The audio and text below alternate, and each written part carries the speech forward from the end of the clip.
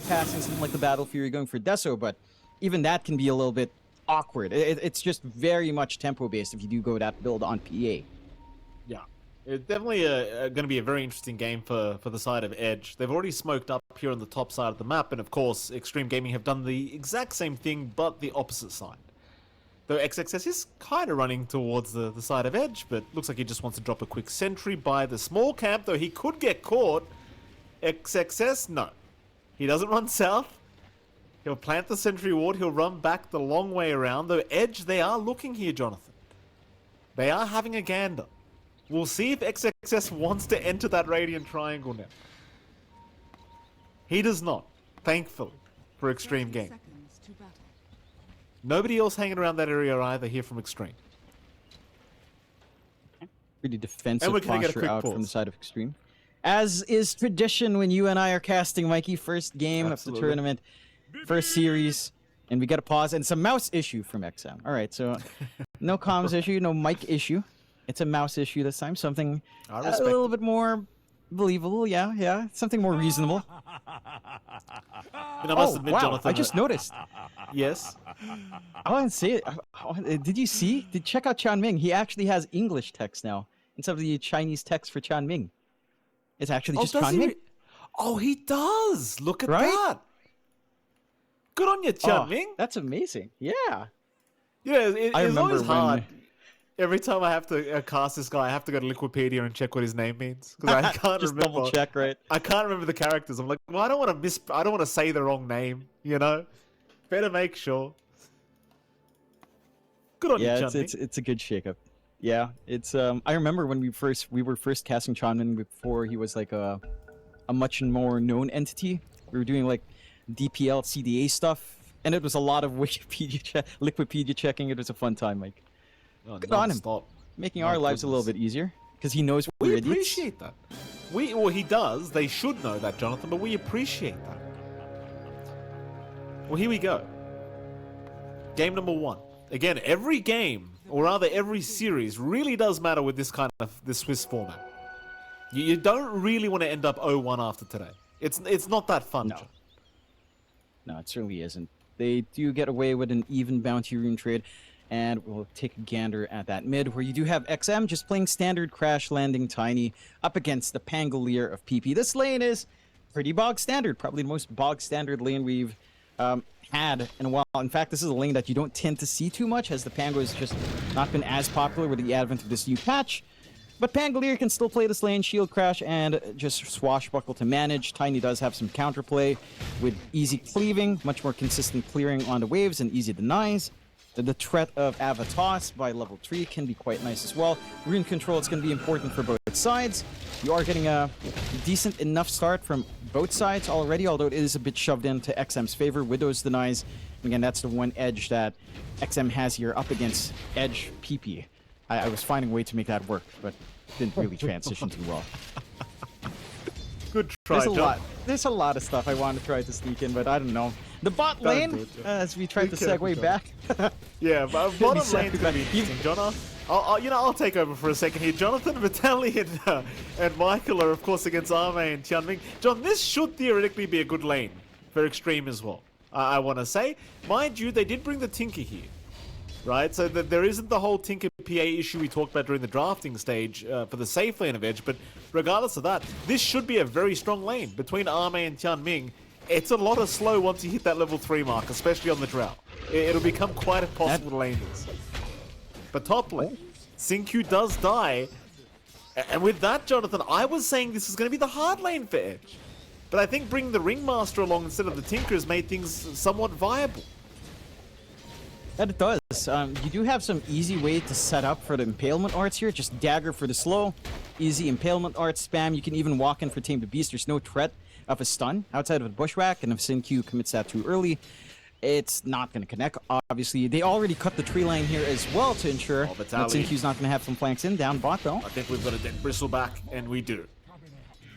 This is at the level 2 mark. Level 3 Frost Arrows are a lot worse. So, again, I think this lane only gets worse and worse for Edge. You might find a situation where you might have to ask your bristle to start jungling, and Michael might need to start thinking about making some stacks early on. More importantly, though, that top lane is the one I'm really surprised about right now. Pyke's top CS at the moment. XXS will kind of even out the CS with him. But again, I'm a little bit shocked they haven't been able to pressure a little bit more onto Pyke. Maybe they're also waiting for their level 3 spike here on the Brewmaster, but in fact, they're about to hit it now. They wait, or rather they go before the level 3 mark, and they kind of, well, I don't want to say miss, John, but it's a bit lackluster of an initiation.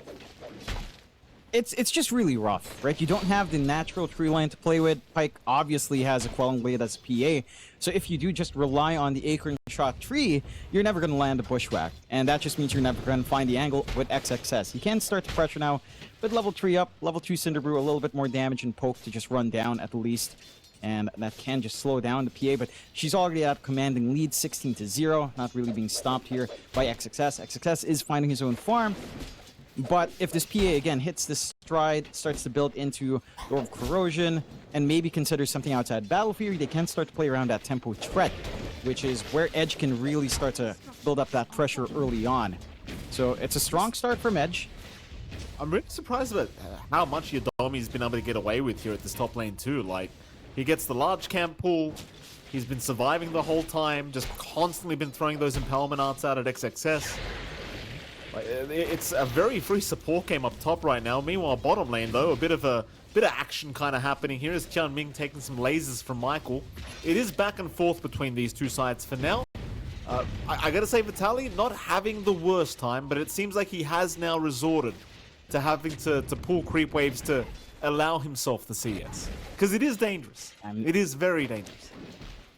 Yeah, there's not much he can really do. You've got a Tinker support. The best he can do is just laser and heal you. So you don't really have that laning presence to pressure. You also have Snot Rocket. Oh. They're moving in. March is out. Looks like everyone's going to be just fine for now. Meanwhile, mid lane, they were going at it too. Pippi and XM still actually fighting this one out. XM, though, going to be okay to back his way out as everyone going to survive. Even that bottom lane, there was a lot of action happening, but it doesn't really seem to matter in the end. Nobody ends up going down. Not quite. Again, playing into the March, just all that healing. You don't really have burst damage with his duo on the side of Xtreme Gaming, so trying to gun down the Bristleback once he has that value point in the Bristleback is just a lot tougher to do. They also did have Lotus control for a while, having that first Lotus helping Vitaly a massive amount. Lane phase-wise, though, I think you're still pretty happy on Xtreme, right? Like, Ame is still finding farm. He's not under pressure. You could argue the same thing as Pyke, but Pyke is just going back for Battle Fury. So that tempo on PA, it's still going to be there somewhat, especially with a Snot Rocket Bristle, but it's not going to be as fast as I think you'd expect for a tempo PA style here. I am curious about one thing. Like, this is something I wanted to point out earlier, but you do have the Go Nuts facet for Xingqiu, which is fairly standard. It just feels like in this kind of game, up against a Bristle, and considering all these saves, all these, the reapplication on breaks, if these fights go long, especially since you're playing into Tinker and the Ringmaster anyhow, it feels like this is not a bad game for the hip shot. Lower cooldown on the break would be impactful, although Xingqiu... Speaking of Xingqiu, in trouble, and is dead. No surviving that one for Xingqiu. Very nice initiation from Pippi.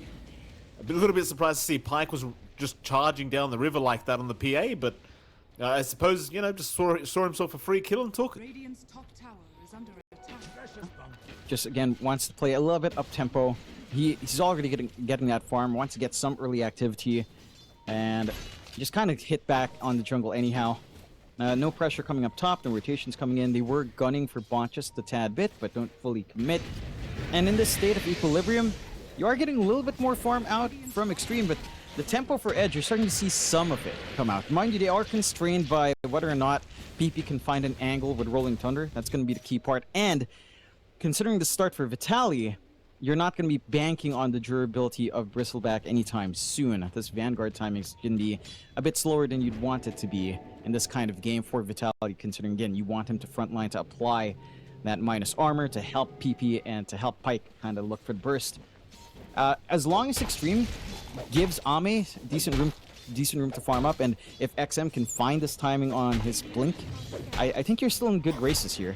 XXS still has free farm top as well. He is going for the Radiance. The mischance is going to start to annoy Pyke as this game goes on, once that is up and running. And again, there's just no pressuring XXS. Yes, XXS isn't applying his own pressure either, but this Brewmaster is equally as hard to kill as Vitaly is. In fact, maybe just even a little bit more so, considering what you have here on Edge to try to poke him. Yeah, like, don't forget either, like, once you've got the split up, which XXS does, in fact, they're going to jump in right now. Pyke in trouble. They'll land some spells. Pyke in pretty big danger here as they will split onto XXS. Pippy's going to jump in and try to help out with the Rolling Thunder, and there's your escape back now from your Dommy. Pyke still being chased though. Will Blink Strike north up towards Zone. Ringmaster still being chased down. Xingqiu will go down for this, but Pyke, he's still on the run. Maybe the PA will make it out, and in fact he does. Well, you love to see that if you're Edge. Yeah, they clean up that fight. Really good response out onto the first split out from XXS. And just maybe a little bit of disconnection. Again, maybe a bit of overconfidence in the damage output coming in there. But you are seeing the effect of these saves kicking in, the escape tack coming out, not quite being able to get the vision out, to get the dispel off from XXS as well. Ensures that you do have that presence out. A little bit of a chase on Vitality though. Oh, it looks like more than a little right now. Vitaly, he is actually outrunning them. The ice path though, barely nailing it there on Vitaly, but he will make it. He's okay, he'll get to the high ground. Arme does not want to risk moving up that area completely blind, and thankfully he didn't, because XM was trying to move in to help out, but it won't matter in the end. In fact, XM, he's going to move into the triangle. He'll see the stacks. Michael and Pippi going to start chasing him down. He's got help from Tianming if he needs it. They want to steal these stacks, and the stacks will get immediately taken here by Pippi, but instead they'll move on to Vitaly. Here comes Arme as well from the side. Vitaly is gonna melt, and Pippi, oh, that's a nice silence from Arme. But they can't really lock him down, or in fact they can. A bushwhack gonna land from Xingqiu. Escape arts are out. He's still trying to run. Pippi will survive for now. XM now the one in danger is a big ice bath coming out on two. Pyke though able to finish off the time. Moving on to more, they'll find Tianming, and that should be a secondary kill for the side of Edge. And well, Xtreme Gaming, they got a little bit too excited there, I think, John. That they did. Again, they're throwing everything out to just kill off Vitaly first, but Arme? that's exactly what the Bristleback wants. Nice TP. You do only have one stun right now on Edge, which is going to be an issue, none mind. But you are seeing, again, this understanding from Edge as to how to play. If Vitaly gets jumped, it's something they can play into. He only has a level 1 Bristleback, but the burst damage coming in from Xtreme isn't quite there, especially as you're still waiting on the blink to be up from XM, so he has no easy way to get Avatos off. Tianming, surrounded here. Should just be dead. He'll waste a little bit of time. Not that much, though. Tianming will go down. Nice easy pick off once again for Pyke, who's now picked up his 3rd kill of the game. He's actually been involved in all 6 kills, by the way, here, John, on this PA. So already Pyke's performance on the PA just ultra aggressive, which I do kind of appreciate in a game like this as well, because I don't think he really wants to drag out into a late game scenario against the Drow Ranger and Brewmaster, because you just know the infinite abilities of just high ground hold of a Drow and a Brew and a Tiny is just going to be disgusting to play against later on. So I think maybe Pyke's kind of made the choice to get involved early on and ensure they really have the advantage going into the mid game. Yeah, and again, it just makes sense. You've got a Snot Rocket Bristleback. If he does start getting hits, it softens everyone else up for this PA to come in with high physical damage, for this Pangolier to come in with some pretty high physical damage as well. Like, this is why the Bristleback kind of fits in quite nicely, outside of the issue of a lack of control. I think that's the one thing they need to find a way to fix on the side of Edge. PP's been very good, though, with looking for these angles on the Rolling Thunder. He is working onto the Diffusal Blade, just one part away. Not too long now until that's up and running.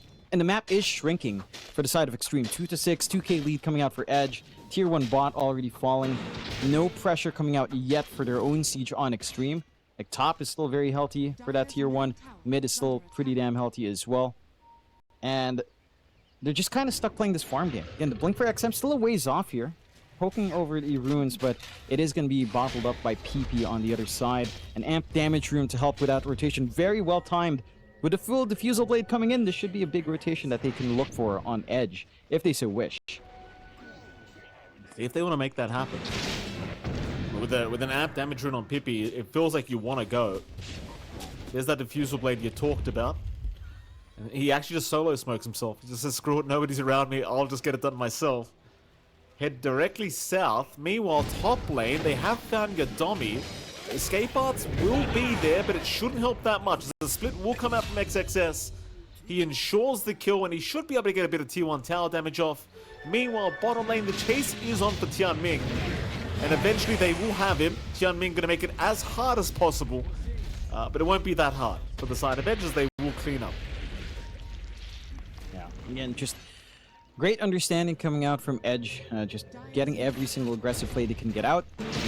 Losing Yadomi is not the biggest deal. Pyke is still farming up. Pyke is almost at his full Battle Fury, just about 300 gold away. And then the rotations start to become a little bit easier for the PA. Lots of damage can fly through, lots of farm that can start to get built up. And for the side of Xtreme, again, their timings are still lined up. It's just taking a lot longer than I think you'd be comfy with. Radiance for XXS, not too far off. They are gunning onto mid, but not really going to be diving too far in. And the defense from Xtreme, I just don't see it happening. Again, their teamfight potential is... It's alright, but without the blink, it's just harder to pull off. You don't have a way following through from this control that Tianming is constantly applying, and they can just constantly heal back from the poke of the Jakir at this point with the marches up. So you're not really doing much in terms of holding them back here on Edge. Them move in, clear out the creep wave. They have not been able to get that tier 1 tower down yet here, Edge, but they are still sticking around, just waiting for the next creep wave. A little bit hard to defend here without the macro pyre up, but it will be up in about 7 seconds. Tier 1 tower still going down, but they've got no creep wave left. They can still just do it the old-fashioned way here with Vitaly. Now Tianming does have the macro up if he just wants to drop it to clear out the creeps, but he won't bother, he'll wait for a fight. Tier 1 tower gone anyway, so it won't matter too much, and in the end, Edge, you've got to be happy with that. Get the tier 1 mid, head back down towards the south side of the map, just keep that farm going. The issue I see though, Xtreme, they're not really reacting that much. I don't think they're too concerned about all this. Because at the end of the day, XXS and Arme are both still completely free farm. Not they are, but I think it's not really a lack of concern, it's more that they have no way of fighting in. Now with a blink on XM, perhaps it starts to get easier to look for that backline. Again, you have to take care of this Ringmaster first, preferably the Tinker. Take care of that March with the Holy Locket healing up. Just a little bit overwhelming in terms of how much damage you have to do. An opening for Edge now to take the Tormentor. Scan is there, but it's not taking long to melt this objective. Let's see if Xtreme will want to still force it out, though. They are smoked up. They're ready to commit into this fight. Yeah, they're fighting for that damn warp flare now, John. How great is this? Free shards for the Tinker every time. Every time he gets it, here we go. Bottom lane, they'll move on to Vitaly. They need that break, but it was actually blocked up, I think, by the Rolling Thunder. Now the escape back does come out, Yadomi. He's bought some time here for Vitaly to turn this one back around, and XM is the first one to go down on the Tiny. Now Tianming in trouble. Arme's going to show up on the Drow Ranger, and here comes XXS. They might find Pyke. He'll blink strike out of there, but the Radiance burn is too much. He will die. Edge will try to run as XXS is proving to be a bit too much of an issue. They'll take down Pippi to boot. XXS still going, still just keeping them at Edge as Vitaly moving on to Arme, but the Bushwhack, Sin Q, locking both of them down. Oh, there's only one left. Yadomi, he's got no chance. He'll try to run away, but I don't think there's any chance of survival here, John, as he will use the escape art. But he's gone. XXS a triple kill on the Brewmaster. And this is what I was talking about, John. Look at this, Brew's been farming the whole game. The first fight he decides to show up in, it's impossible to fight into. And it is.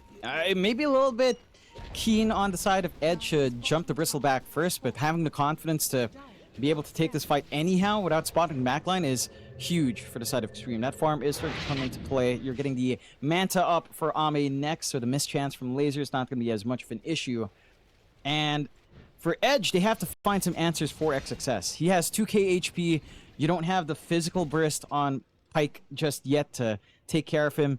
You're probably not going to survive long enough on Vitaly, or you're not going to be able to get enough goo off on him to soften up this Brewmaster as well.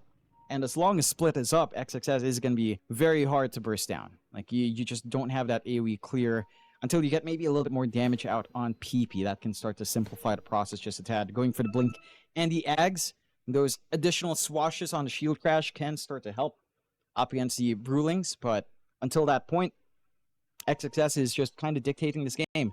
And this fight for Xtreme wasn't the ideal. They jumped Vitaly first. They weren't able to get the break off. Mind you, the follow through from the Rolling Thunder this time around wasn't as clean. And the defensive use of Wheel of Wonder did cut off their counterplay on the side of Edge. So there are those things to consider as well. But Xtreme Gaming, they even out the net worth board on the back of those kills. And again, they're set to scale up. The damage coming in from Ame is starting to get a little bit ridiculous. There's still no clear answer for XXS. And with the blink up on XM, the plays are getting easier to find. Right? It's not as much heavy pressure on XXS, although he can just run his way down anyhow with those full travels up with that Radiance anyway. And I think for the side of Edge now, you kind of have to sit back and wait for your own time. So get this BKB up on Pike, and get this full pipe up on Vitaly, along with a shard to help soften. They're chasing down a freebie here. There they are, Tianming. Gonna tank the gank for XXS. Yeah, you won't mind dying in that instance. It does allow his Brewmaster to freely just kind of run out of there. That he will, so Tianming, always the sacrificial lamb for the cause. Xtreme Gaming, of course, not flinching at all. They're 1k ahead now in terms of net worth, which I think does mean a lot. Again, when you have a Drow Brewmaster Tiny, it can be a real big headache, allowing that kind of draft to get into the lead, especially when your draft is heavily dependent on just hitting a tempo that they can't really keep up with. But it does seem like now you are kind of just stuck farming for a while as Edge. Maybe wait for that pipe to be completed on Vitaly before you want to start moving. But it seems like Xtreme, they're not planning on waiting that long. There'll be a 3-man smoke from the mid lane, XM running through the river up towards the top lane. Of course, they do have a tier 1 tower to play for in that area. Just a matter of whether Edge want to defend. Michael will be there with the March of the Machine spam, but that's not going to do too much. Tier 1 will go down, and now he's being hunted. A very nice silence from Ame. Gonna cancel the TP, and that'll be enough. He's gone. Do they stick around for a tier 2? It feels a little bit early, but it does also feel like Xtreme, they want to fight. They want somebody to target that's not a support. And they might find it. Vitaly? No, he was not spot. Not quite. And again, he's the tankiest target you could try to go for. They split their time well. Xingqiu does shove in mid to take another tier 1. And this is something that you never want to have to do as a Tinker, right? Losing tier 1s very early on. 20 minutes is maybe long enough. I mean, you do have your mech and Holy Lock it up, but you lose that easy access point to just try to keep stalling this game out, try to buy space for your cores, taking that frontline safety, relatively safe in front line with the Tinker. Not quite there any longer. Your angles to defend tier 2s, not as clean, a little bit more punishable for the side of Xtreme if they did want to play across the river more often. Still. Thunder, mid lane using Tianming. Xingqiu is there to help out if they do want to try to fight. In fact, XM's coming in as well. Tianming is gone, but XM looks like he wants to jump in. Avalanche is there. The toss back onto Pippi going to be perfect here as they're trying to aim down the Tinker at the same time. No, Pippi, he actually survived. Xingqiu now the one in danger. What happened to Pippi? I could have sworn XM tossed him back. No, it was a toss up in the air. Not quite out of the escape arc range. No. Just straight up and down. Couldn't get the kill. You didn't have XXS around as well, so no split, no Dispel on hand. And that just means a very forced engagement out from Xtreme. Again, maybe getting a little bit overzealous. You would have been happy enough just losing Tianming. Give a little bit of a free leeway. You're still fine overall, losing those supports because of all the space XXS is having, because of all the space Ame is having, his own BKB going to be farmed up soon. So already having the Manta into another defensive item is going to feel great for our Drow. Speaking of BKBs, you already have one on Pike, working onto his own Manta into the Satanic, just wanting some dispels of his own. And again, it starts to get a little bit more playable for this PA, but the moving parts have to work together here on Edge, and that's where the challenge lies. We are seeing a lot of rolls out from PP. Every single time he has a Rolling Thunder, he's been looking for pickoffs. It's just not the pickoffs you really necessarily want. Like, you're finding the supports, you're not able to slow down any of the cores at this point in the game. Tianming is more than happy to die for his team, as everyone else is, again, just getting this farm. Like, look at XXS. Still number 1 in net worth by a decent chunk, 2k gold above Ame, and is going to have his full Octarine core up. So the spammability of the split just becomes that much more annoying. More uptime, more opportunities for fights, more HP that you have to eat through if he doesn't split up. Like, you have some questions you need answering here from Edge. They'll try with a smoke out, maybe look for an angle to play in. We believe a portion of that smoke was spotted out by this Obs ward from Xtreme. And they might be able to play into that if they wanted to here. They're hanging about the triangle right now, so they do have the high ground of that Radiant triangle. Edge is still around the mid lane. It seems like they've decided they want to try and run south. In fact, southeast to be exact. Nobody around that area from Xtreme. In fact, Xtreme now counter smoke, running directly towards Edge. XXS in the front lines. Of course, he's not going to die that quick, if ever. They'll find Michael. This is a great start. Go right after that Tinker, get rid of all the heals, and they won't even have to commit much for it. Just a nice, easy Tinker kill if they can finish him off. Michael, he's still alive. They'll get the escape back off. XXS trying to finish it off to Michael. He makes it out of there. Pike moving in, trying to kill off XM on the Tiny, does get him. Meanwhile, Michael's still being chased by XXS. They might eventually get him on the left side. They've got the Bristleback as well, but Vitali, he's too tanky. He's not dying. They'll finally get this Tinker. Here comes XXS once again. Back on the Vitali, they'll go. They'll lock him down as well. And Arme getting right to work with the arrows. And with XXS around, it's a much easier task, as they will also find the Bristleback. But it took so long, John, to kill off this support Tinker. My goodness. It's that backline that you have to watch out for. Again, the save potential from Yadomi is just crazy. He's layering the escape deck and Glim Cape's quite nice. We didn't see the early commitment out from the split from XXS either. And now you have an opportunity on Edge. Sure, they're trying to gun for Roshan on Xtreme. The damage isn't quite quick enough. Respawns are relatively short on Edge. Not comfy for Xtreme to try to cover that buyback on XM. XM's still playing pretty forward here, though. Like, if he dies back, it's not going to be a great feeling, slowing down this Tiny's build-up into the BKB. And that's going to be one weak point they can try to poke on Edge. They don't have the best forward vision to try to hunt down bot, although they do have that one forward ward by the water creeps at the very least, just a little bit too far away to play with. And those set of kills now, again, even it out for Edge. 2k lead still stands for Xtreme, not a massive amount at 24 minutes in.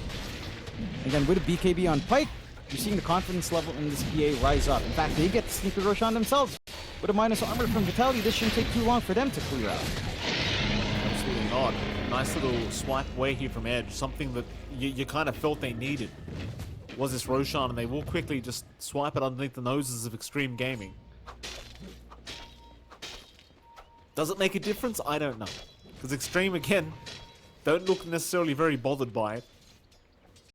It's just XXS and Arme farming. Still both top of the net worth board. Nullifier being worked on now by XXS as well, so you've got more problems coming if you are Edge.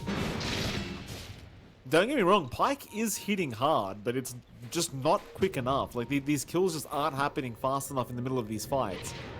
And in fact, he's at the front lines right now. Pike! That could be an Aegis down. Pike, oh, he's going to lose the first life. That's not a good start.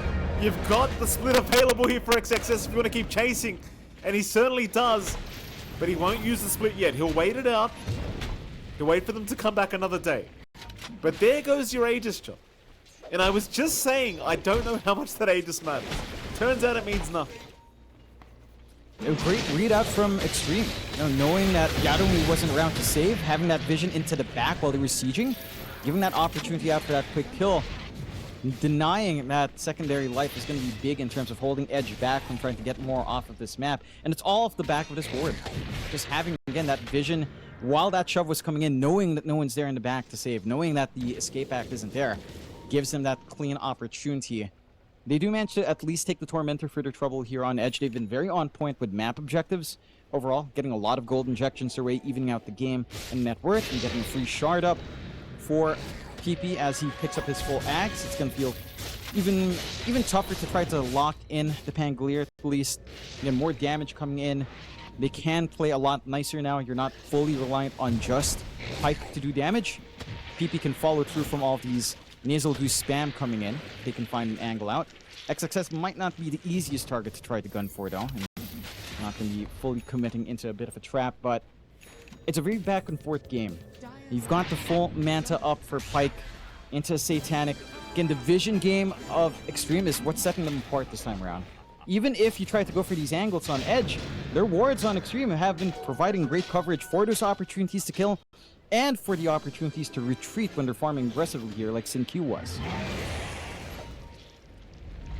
Hard for Edge to do anything. Like you just got so much great ways of clearing out creep waves, like we are seeing here with Tianming. And well, there you go. There goes your creep wave. You're not going to stick around for that tier 1 tower either, by the looks of it. So Edge, they're still roaming the map, trying to find a target to just quickly take down, but it's just not really coming to them. Now, I suppose at the very least, you are buying Pike plenty of time to get that farm up even more here on the PA, and he's gotten to that stage now where he is working on towards an MKB, because he did see, of course, Arme is working towards a butterfly.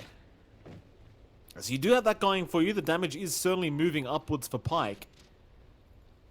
I think the big problem just continues to be XXS, I think, here on the Brewmaster, and of course, that MKB probably going to solve the issue of all this evasion XXS is providing with the Radiance and himself as well.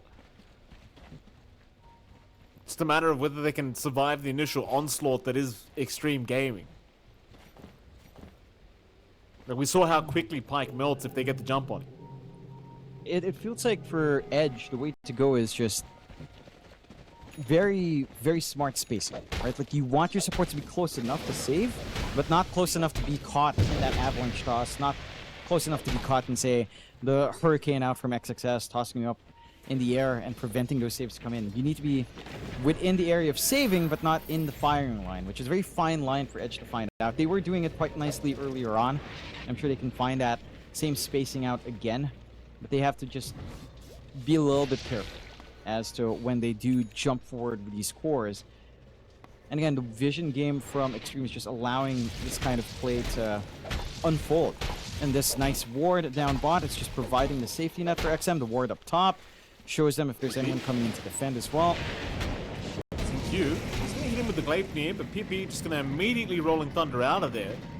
That's Rolling Thunder down for a little bit here, and there is going to be a quick rotation as well from Yadomi. So PP not going to have that for 75 seconds. Xtreme Gaming, again, I don't think they're too concerned. I think they'd rather just take this time and farm. Do they push the tier 2 top tower at least? Like, you know Rolling Thunder's down for another minute. So it should be a pretty free tier 2 tower. The only issue is it's only XXS hanging about the area. So again, it seems like they're just more than happy to hit creeps. They don't care, John. Yeah. It's like 70 seconds of that Rolling Thunder, good. Let's hit creeps. Yeah. Now they'll try to gun out with a smoke now. See if they have an opportunity or maybe just clear out one of these tier 2s. But they know there's no save, and they've got that big nullifier out. So now the escape that, not going to feel as scary. Even the defense matrix, of course, just going to be eaten true. Vitali. He's not as tanky as it looks here, John. Vitali, and they've even found the Ringmaster who has to escape back himself. But Vitali now, he's a sitting duck. They're trying to help him survive, but they just threw everything but the kitchen sink at him. Michael, not Michael, John. What a great name, Michael. Unfortunately, you know, he hasn't got great survival instincts, John. Unfortunate. No, not quite. Not Neither quite, do Mikey. I, Jonathan. I got married at an early age. I didn't have the greatest survival instincts either. No one to blame but yourself in that one, Mikey. For Michael, you know, he's playing Tinker.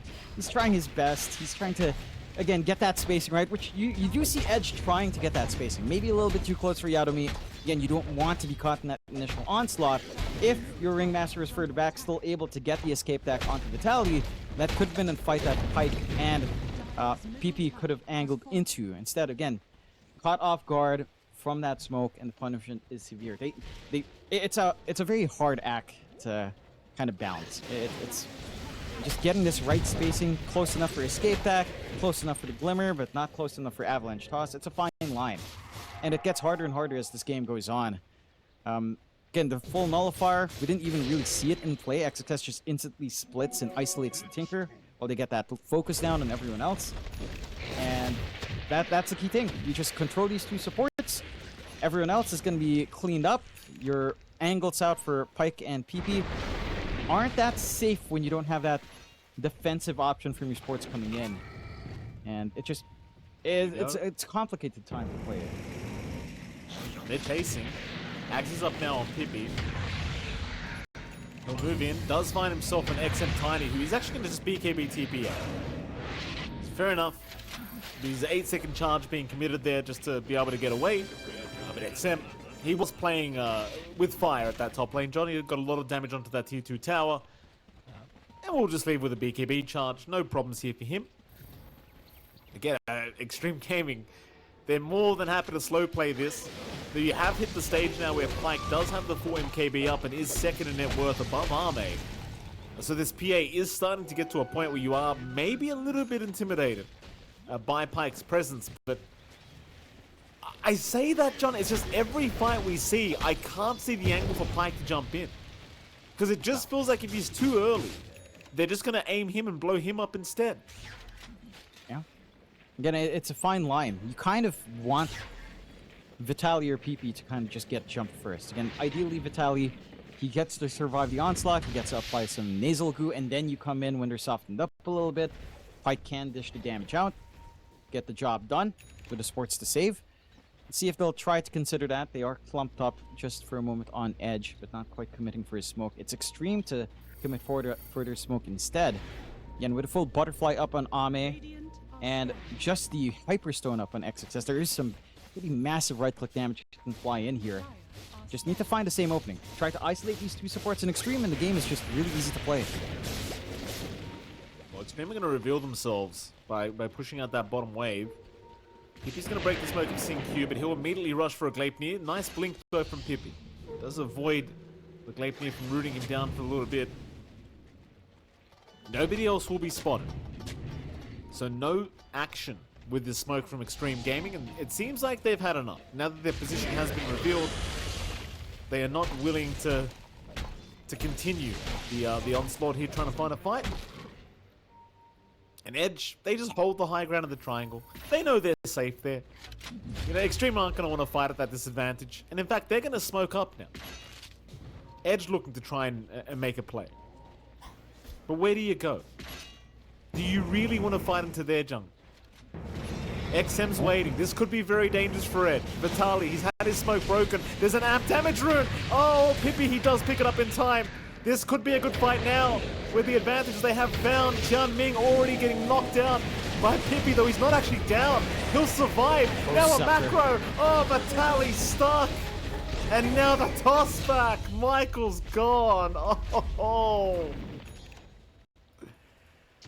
I mean, you know, the amp damage was a good start, John. Pippi never ended up popping it because he didn't have a chance. And you fight into a choke point against Jakiro, it's not a good idea.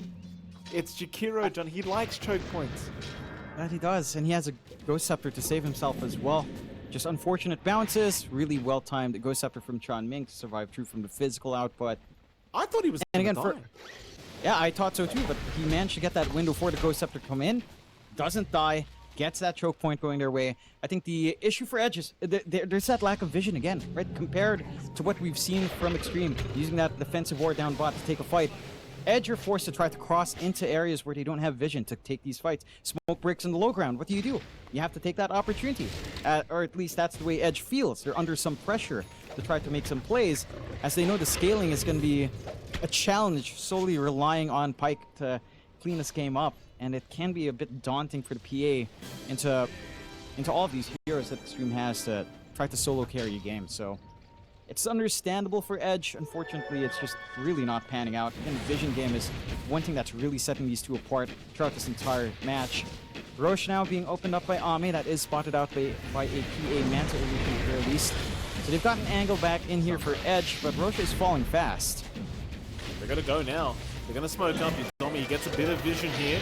He'll throw the ring in as well. It does taunt Arme for a bit. Everything on the deck, but it won't matter because nobody jumps in. Now Vitali in danger as XXS looking for the chase. He'll root him down with the Gleipnir. Vitali, though, still surviving through it as now Pippi does roll in and Pike. He found Sinkyu. He's finally got some targets. Vitali, he'll go down, but Arme is here sitting duck now. He's dropping low and they will get the Aegis. It's a good fight so far here for Edge. They'll move in onto the Tiny. XM's gone, but XXS is the big problem. Or is he? There's your primal split. He'll move on a Pike, but it's just him and Arme versus the world. And Arme's already left. He's on a different planet right now. XXS, can he do this alone? I don't think he can, John. Arme's going to regroup. He'll walk away. Jump is in from Pippi. He still wants to chase. They'd love themselves a Brewmaster kill. But they are not going to have the opportunity, sadly, as XXS does make his way out safely. Still a good fight for Edge. And it is. They instantly nullify the Aegis again. As we saw Xtreme do to Edge, they get to have some revenge here on Edge. And a very split up fight for Xtreme this time. They're forced to chase into the high ground from the low, while Ame is kind of taunted up by the Wheel of Wonder. The follow-through control wasn't as clean from Xtreme. And this time it's Edge that gets max value out from PP and Vitali. Again, getting probably the ideal you'd want in these engagements. Bristleback copping most of the main damage first, getting all of the goo out, allowing the softening up for PP and for Pike to just get the cleanup going afterwards. Xtreme have to still respect that minus armor synergy with two high physical cores here on the side of Edge. They didn't manage to find the backline quick enough either, and it makes all the difference. You're getting the saves out, you're getting the healing out.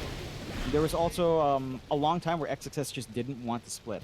Like, he didn't have the option to split. The angles weren't that clean. Again, you lost XM relatively early in that engagement.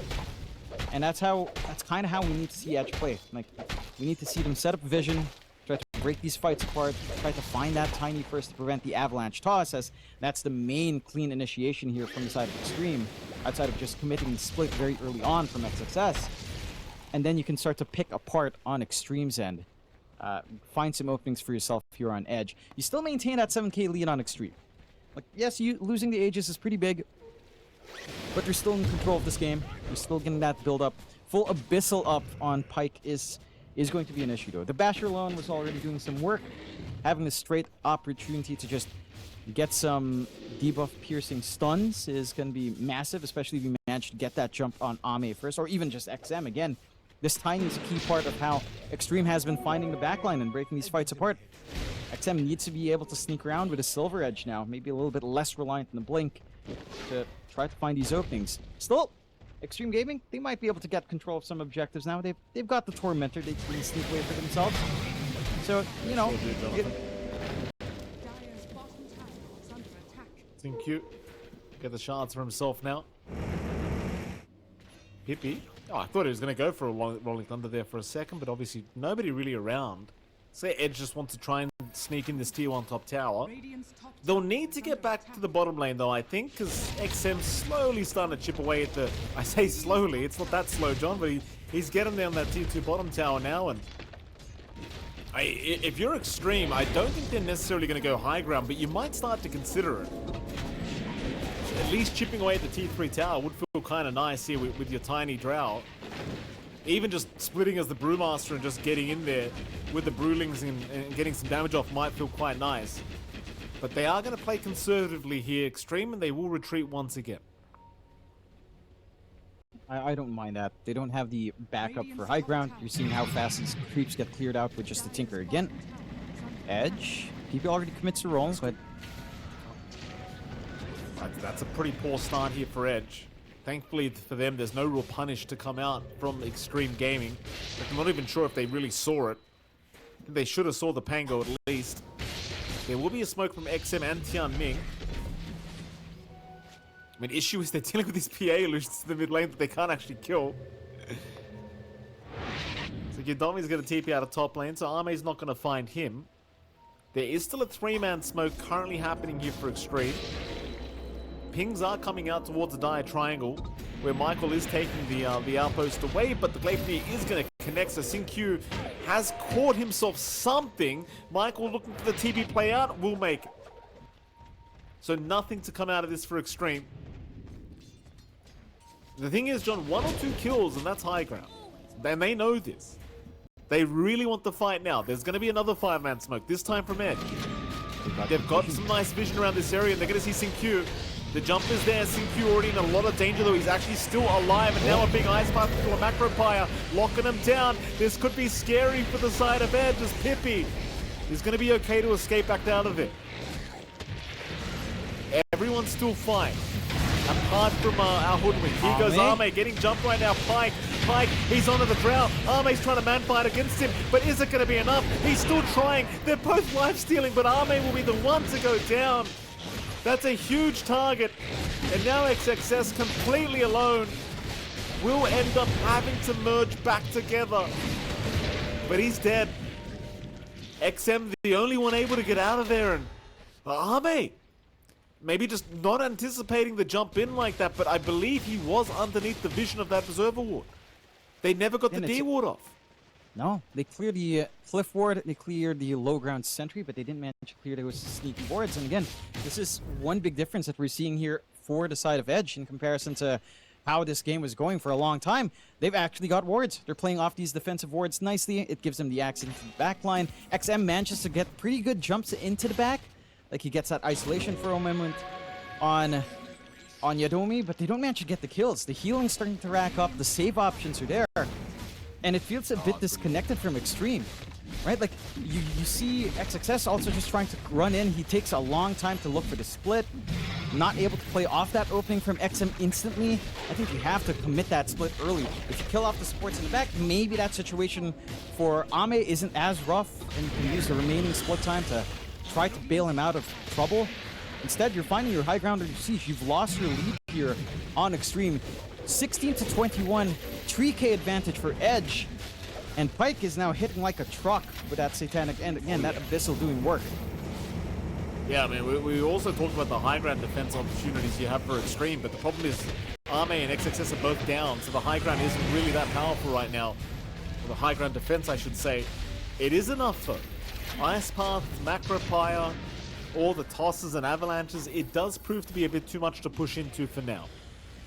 Keep in mind as well, I know we already talked about this, John, but that last team fight, right? Like, double wards watching Arme on the high ground, which is what allowed Pyke to jump in so easily. Like, Arme used the Glacier thinking he was safe, and Pyke said, thank you very much, I'll Blink Strike right on top. Here we go again. Edge? Can they find an edge in this fight? XXS, he's going to run forward. Primal Split is up, but does he really want to force it like this? They'll fear him up for a second. Ice Path's going to land on Vitali. XM's jumped in the wrong way, but he does burst down Yadomi. Meanwhile, Arme trying to go after Pippi will turn onto Pyke instead. Pyke, how did he get so far in? He'll try to BKB TP out of it, but Clayton's going to land just in the nick of time. Oh, they got him. They got him good. Vitali trying to TP away. Can they see him for the toss? They cannot. It won't matter though, XG. They've got Pyke down for 90 seconds without buyback. He's 250 gold short from buyback gold, John. That's I think that's at least one lane of barracks, unless they can find 250 on the map somewhere. It should be. That's just a rough fight for Edge this time. And this time, big difference for Xtreme is that you get that early commitment out from XXS. He follows through. In fact, he's the one to start with running down Vitali. He commits the split much earlier on. And XM, with a control, lays an alley-oop over to get the clear on saving supports. Nice toss. Oh, nice toss, Vitali. Look at them. They're just trying their best to save him, but with the nullifier out, the escape deck is just barely doing enough this time. XXS, he'll get jumped. He has no primal, but he's just so damn tanky. I mean, they're slowing him up. They're chipping away. Maybe they finally got him. XXS nullified up, tossed away, but will die midair. A nice kill. The gem on the deck as well for Ed. So they will lose their melee barracks in the mid lane. But at least they'll get a kill onto XXS, and at least they'll get a free gem for their trouble. The gem's a big tool for them to take away from Xtreme. They already have their own gem on Edge. Vitali's been carrying it around. Didn't lose it in the last fight. But the fact that you can't get the easy D wards any longer for Xtreme does mean that, again, they have to be very conscious about vision. You only have a limited supply of sentries. Xingqiu already bought most of them out. I'm not sure if they have any more left in the pool You do have some on Chan Ming, but it feels like these fights are dictated by that vision. And that time around, again, you managed to get that split out from XXS. You didn't have the best vision forward from the side of Edge, especially with the tier 2 still standing on mid. Xtreme just played near an area of control, and they managed to connect together much better than we saw earlier on. There is a Roshan for both sides to play into. Both sides can take it relatively quick here as well. That's going to be the next flashpoint. Kind of go into the continuation of high ground sieges. See if we'll see if Xtreme can maybe land a cleaner Rosh, or if Edge can just kind of sneak away with this one, as they are in position much quicker here. They are in position, but they don't feel very comfy, I don't think. Daedalus now up on Arme. He's not got buyback gold, but he's got a lot of damage with that Daedalus. Here we go. CQ will get jumped first, but they might lose Pippi. A nice ice path will lock 3 of them down, but they're not moving in. Xtreme, they've lost CQ, and that'll be enough for them. They don't have XXS either. He'll just respawn now. It's a real shame, because had you had XXS there, John, with a 3-man ice path macro, you would have been sitting pretty damn happy if you were Xtreme. They're going to smoke up anyway. Wrap around the Roshan pit. They're going to run through the dire jungle. There are plenty of wards here, though, from Edge. So they could have the vision advantage going into this next fight.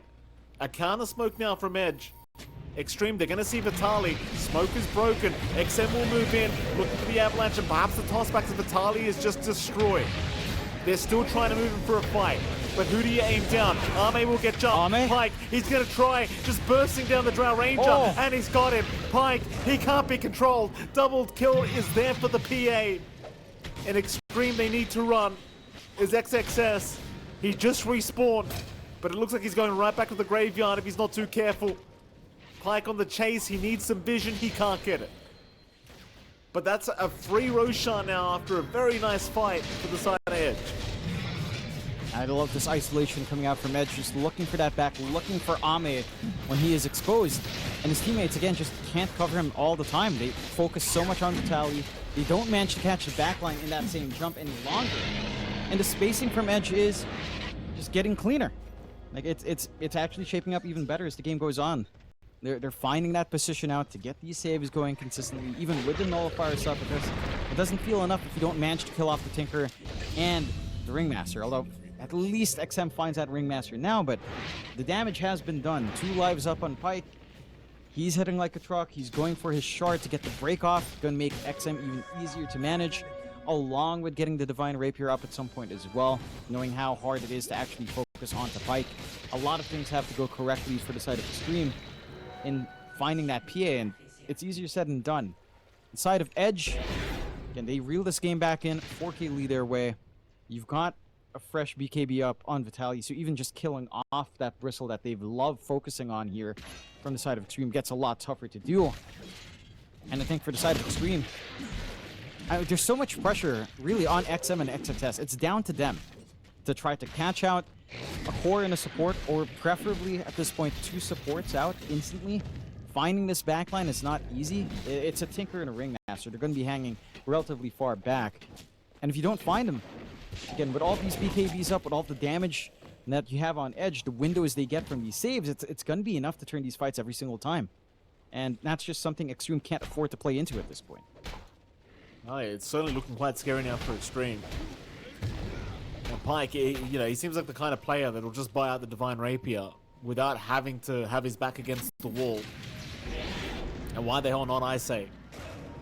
Like, as soon as he gets the jump onto Arme with the BKB, there's just too much time for him to burst down this Drow Ranger now. They're just unable to protect him while that BKB is active. See if they can do it this time. Xtreme, they're going to pick up a haste rune for Arme, and it seems like they'll venture into that dire triangle. Nobody around there from the side of Edge. But they are moving back into the mid lane here, Edge. Michael will be scouted. Xtreme thinking about trying to make a jump in with XXS, but will think better of it. There's now even a Swift Blink available on XM, so he's going to be hitting like an absolute truck on that Tiny. It's just so scary now. Like, now that you know how powerful the PA is, And it hasn't even reached its limit yet. The Divine Rapier will eventually come, I'm sure. Those triple siphoning daggers on top, it's a scary, scary thing. In Xtreme, if there's one thing Xtreme need to do, it's just find a way to keep Arme alive in these fights. Give him some time to burst down a couple heroes before Pyke finds him. Is I think the best idea they've probably got. Dire's top tower is under attack. But whether they can make that happen, John, completely different story. Just so difficult. Again, you're focusing on trying to find backline. It leaves an angle in for Pyke. They've got a smoke now on edge. On the low ground, though. Gonna move in. Ame? Ame's in the middle of nowhere! Oh boy, Ame's in the middle of nowhere. He's gonna try and force up to the low ground and does survive for a little bit longer. The BKB wearing off now.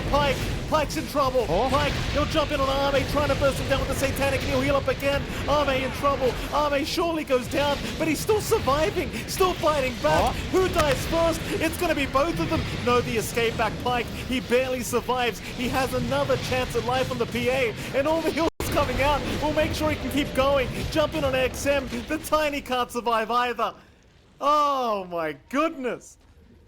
The Ame's just in the middle of nowhere, John. Stranded Yeah. on a bloody, what do you call it? Nice shot. Yeah, a the glacier. Titanic was coming, John. The glacier. Yeah, he's just on it. This boat was too big. Way too big. And Edge just come crashing down. Buybacks forced out. They do have the buyback on XM, but without Ame, you don't have the damage to take care of Pyke at this point. Like, he just hits way too hard. They've got the Roche banner down. They're going to clear out in mid. And they could go for more. They could look for the end game if they wanted, and Vitality's gunning for it. He's wanting to force out that buyback. Should. Oh, jump in, Pyke. Are you really going for this? Ame doesn't have buyback, but you've got an XM who can toss you back into the fountain. If you're not too careful, they'll lock Pyke down. He's got an Aegis up, but he does not want to end up in that fountain. It'll be too easy to burst him down a second time if he does get there. Back to the mid-racks they'll go. They've got 27 seconds without Ame. Ame, of course, short of buyback gold by about 550. So they'll get the mid-racks.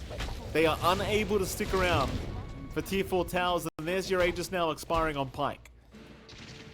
So Xtreme Gaming, all things being said and done, they don't really lose too much. No. They don't lose as much as they could. Forcing the buyback on XM is pretty massive, though. There's no Roche to cover it for at least 2 minutes 40. And that's going to be a very big weak point that the side of Edge will try to kind of exploit at this point. They've got their own defenses rising up here on Edge. A Linken's up on Yadomi, so the toss-back plays on these supports gets tough to find. Heck, even Michael has enough to buy out his own Linken's as well. So all of these big initiations we've been looking for, we've been counting on for Xtreme on XM, I don't know if you're going to find it at this point. Again, they've been relying on that. Clumping these heroes up, taking care of the supports, mitigating or taking out that healing entirely. With these Linken's up, there's no one to find to toss, unless you maybe isolate away Vitality or get chain control out onto Pyke somehow. Which are probably your next best bet if you can drag them away from these supports somehow. You need a little bit more control to come in from Xtreme. Xinqiu's trying to compensate, trying to go for the side of Vice to make up for that over-reliance on AVULUS and the split. But I don't know if you're going to be finding it quick enough on Xinqiu. And again, there are just so many defensive tools on Edge. The Linken's alone is just... 2 Linken's alone is just going to ruin you. You can't get your nullifiers off, you can't get your tossbacks. Heck, even Hurricane piking away is going to be a little bit more annoying for Ame if they time it right here. The PA is always going to be... The Drow is always going to be a little bit exposed to that PA. And for Edge, they're in a really good spot to start to, clean out this game fight. 15k lead, 55 minutes in, 5 minutes away until tier 5s. They've got the map control to kind of clear that out quickly here as well. Gunning for the last tier 2 tower, can go for that, threaten Mega Creeps, or just an endgame fight if you're not careful on Xtreme with, again, that buyback commitment from XM. They have to be smart here on the side of Xtreme.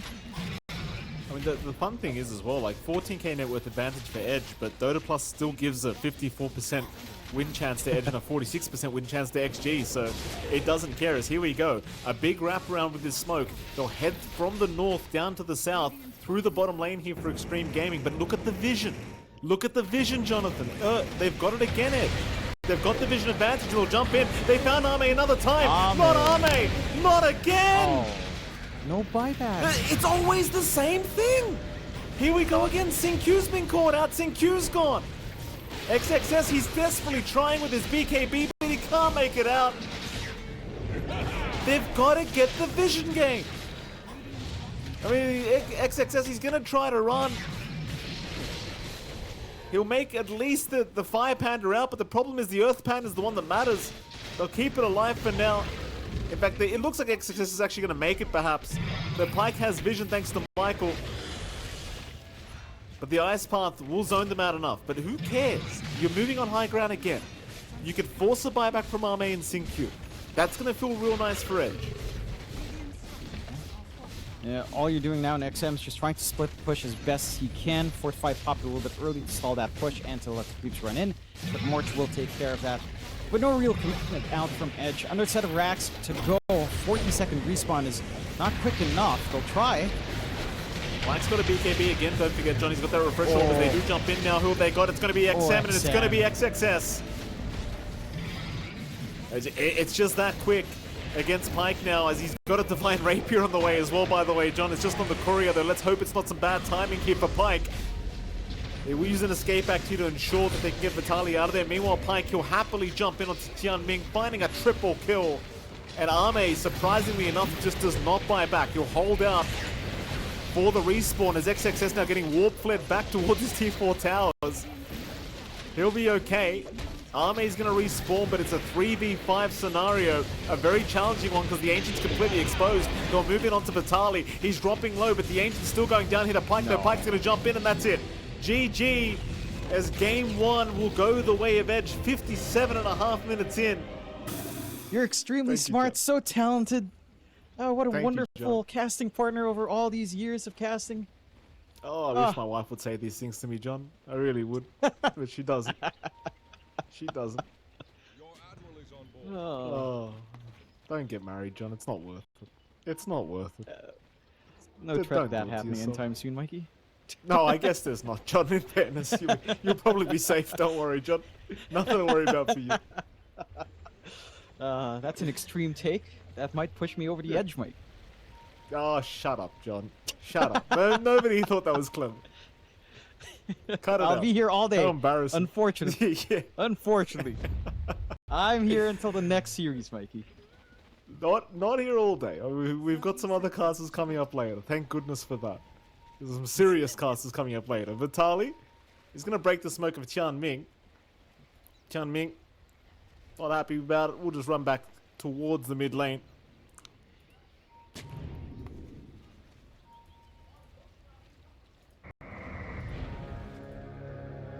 Now we're very patient here, Xtreme.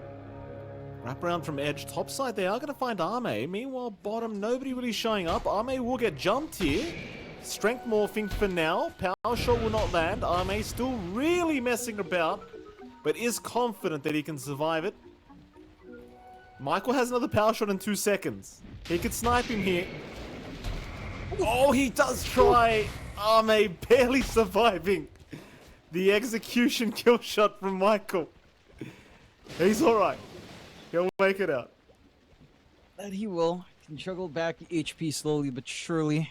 They are doing a good job of applying pressure early on, though, on the side of Edge already. It is an even 2-for-2 start at the very least, and we can set our sights onto mid, where you do have that Slardar up against the Kunkka. PP is going to have a lot to work with, right? Like, he did get buffed up. Slardar did get buffed up in the Seaborn Sentinel. A little bit more regeneration to play with even early on, although... So there's a lot of damage being dealt up top. Anyway, we were talking about the mid lane here. John, Pippi, and XM were having a bit of a good old time trading harassment. Do you fully expect Pippi to have the big advantage here in this mid lane, or do you think XM will still have a pretty good time? I think XM still has a pretty decent time, right? Like, he has Tidebringer to play with. He does have High Tide, so he does have a little bit more spammability in it as well. He's got the X to hold back from a charge from PP, as long as he maintains vision. And XM is also really tanky, so it's not as easy for PP to just constantly get some free hits off and drop this Kunkka low. It is relatively even in terms of farm maybe down the line with rotations, that's where things can open up a little bit more, and that's where the Slaughter shines quite a fair bit more as well, as you do start to get the levels pumped into the Crush or the Bash of the Deep there. So, taking a look elsewhere. They did jump the Tinker for there for a moment. They won't continue though, because the XXS, of course, on the Bristleback will be a little bit intimidating to try and jump into. Laning stage-wise, though, it already feels a lot more even for both sides. Like, I believe Xtreme were the ones pulling out ahead last game around, but this game seems like Edge are already off to a better start, at least in terms of CS.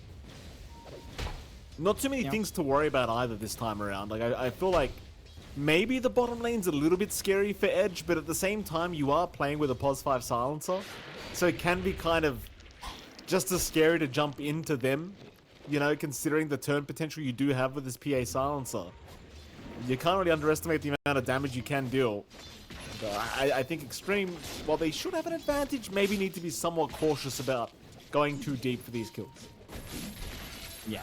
And kind of trying to commit onto a silencer is tough, as long as Arcane Curse is up, of course. Your spell spam on XXS and SinQ gonna be quite punishing for yourself to just kind of try to get that damage out. So you do give Pyke a pretty easy lane, just kind of free farming right now. 16-3. XXS is still finding his build up though, as we saw in the last game. And SinQ is going to be able to sustain that lane, no problems. Juan's going to have a lot of value just because it's a very spammy lane from both sides. So everyone's got a lot of regen to play with. I think that's just going to be the story of the lanes. There's some threat, but no one's going to be overstepping anytime soon. You're going to be looking for your farm, and I guess when it comes down to the comparison, you are going to have a little bit more for Pyke in comparison to Ame.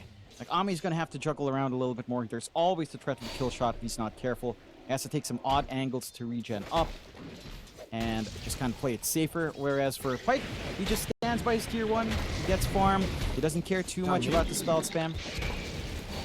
Xianmin's looking pretty dead here. He'll Fairy Fire up just barely. Stomp is out as well, but he doesn't really catch Michael with that. Vitali still chasing. One more right click will do it, but Vitali now dropping pretty low himself. Maiko down to Ame. He'll go for a run. Ame on the chase, but First Blood's already been secured here by the Brewmaster.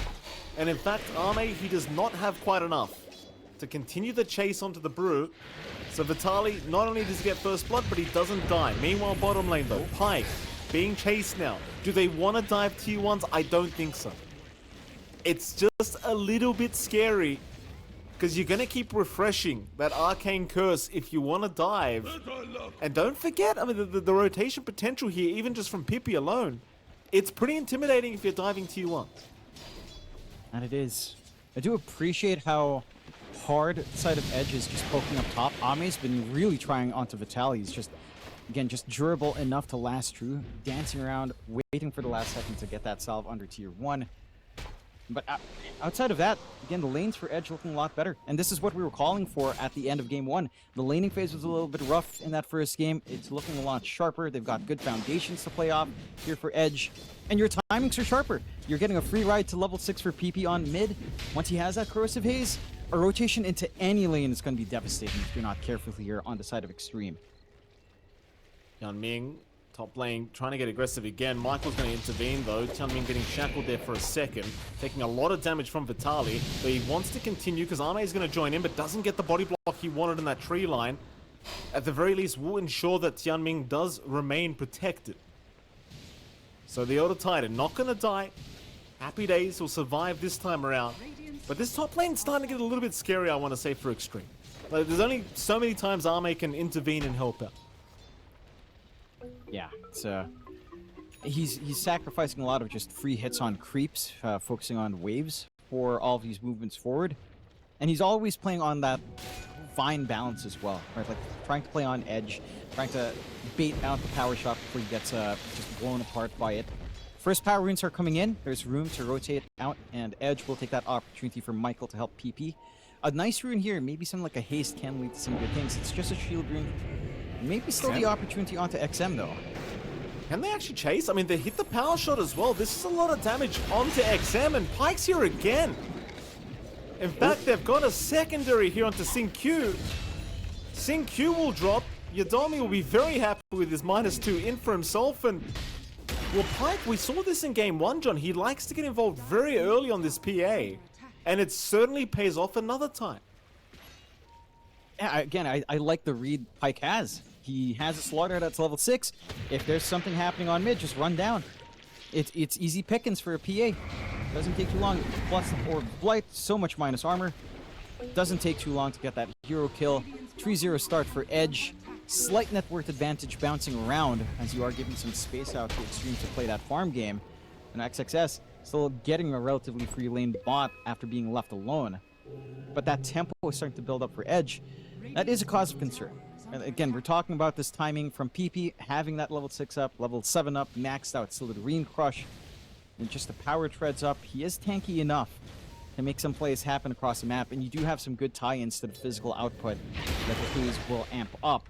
You also have some neat wards from Edge, just watching mid, ensuring any jump onto PP is not going to be too straightforward. Beyond that, Xtreme happier to play a slower game. Just get that build up on Ame, get the initial durability up and running on XXS. Still waiting for his soul ring at this point as well. Eyeing mid again though. Yeah, XM, he can't survive this, I don't think. You've even got Michael coming in with the boat, and a pause is going to happen. Okay, so he does survive, thankfully enough for XM. Lag is the call. Sure, that'll get resolved very quickly. But yeah, XM, he does make it out thanks to the boat committed. But my goodness, you see how scary that is, Jonathan? Just Pippi running him down with a corrosive haze with a couple of supports. He can't really tank it right now. Certainly can't. And I love that emphasis on mid. Like, look at the timing. 7 minutes 45. They're lining up for the next power rune as well. They've managed to get the ward killed off the back of that. And they forced Chanming to leave that top lane, exposing Ame just a little bit more. While Vitality's just farming up, working into that 6, maybe Treton at that point as well. So this map movement from Edge just on point. In fact, the haste for PP could lead to a kill. Oh, yeah, that's unfortunate for Tianming. You know, you just get the right rune here for Pippi, and it's that easy as now top lane. Ame's being jumped on the Morphling, and with the Brewmaster, it's not proving to be too challenging to just control him. And of course, Michael with a lovely shackle on the tail end, ensuring they secure. And my God, I mean, this Edge side, John, this game around, that they've come ahead pretty quick on their side of things, and I mean, you couldn't have really asked for much more of a better start. It's currently 5-0 with a 1k advantage their way. No, they're getting a free ride so far. Again, rune control, it's been on point. The timing for Edge to get these rotations out are just so smart. Pike going for these rotations as well. Just finding opportunities to go away from Bristleback lane, getting work done while, because of that TP Chanming did to mid, very easy pickings to find. Good aggressive wards behind that tier 1 on top of it. And the game sense and the understanding of how to play here is just sharp. Bit of a chase from Pippi onto Chanming. Wanted to try and protect that Observer ward, but it does get rewarded nicely here by the Elder Titan. Again, just so much threat here from this mid slider. And that's before the blink comes up. That's when things start to get really scary if you're Xtreme Gaming. What's even scarier, though, is the fact that Pike is already top of the net worth board on the PA. Like, this is before the Battle Fury comes up, of course, and well, once that's up, John, it's going to be pretty hard to keep up with his farming speed. And he'll have it up pretty soon. It looks like maybe a 13-minute time. Meanwhile, top lane.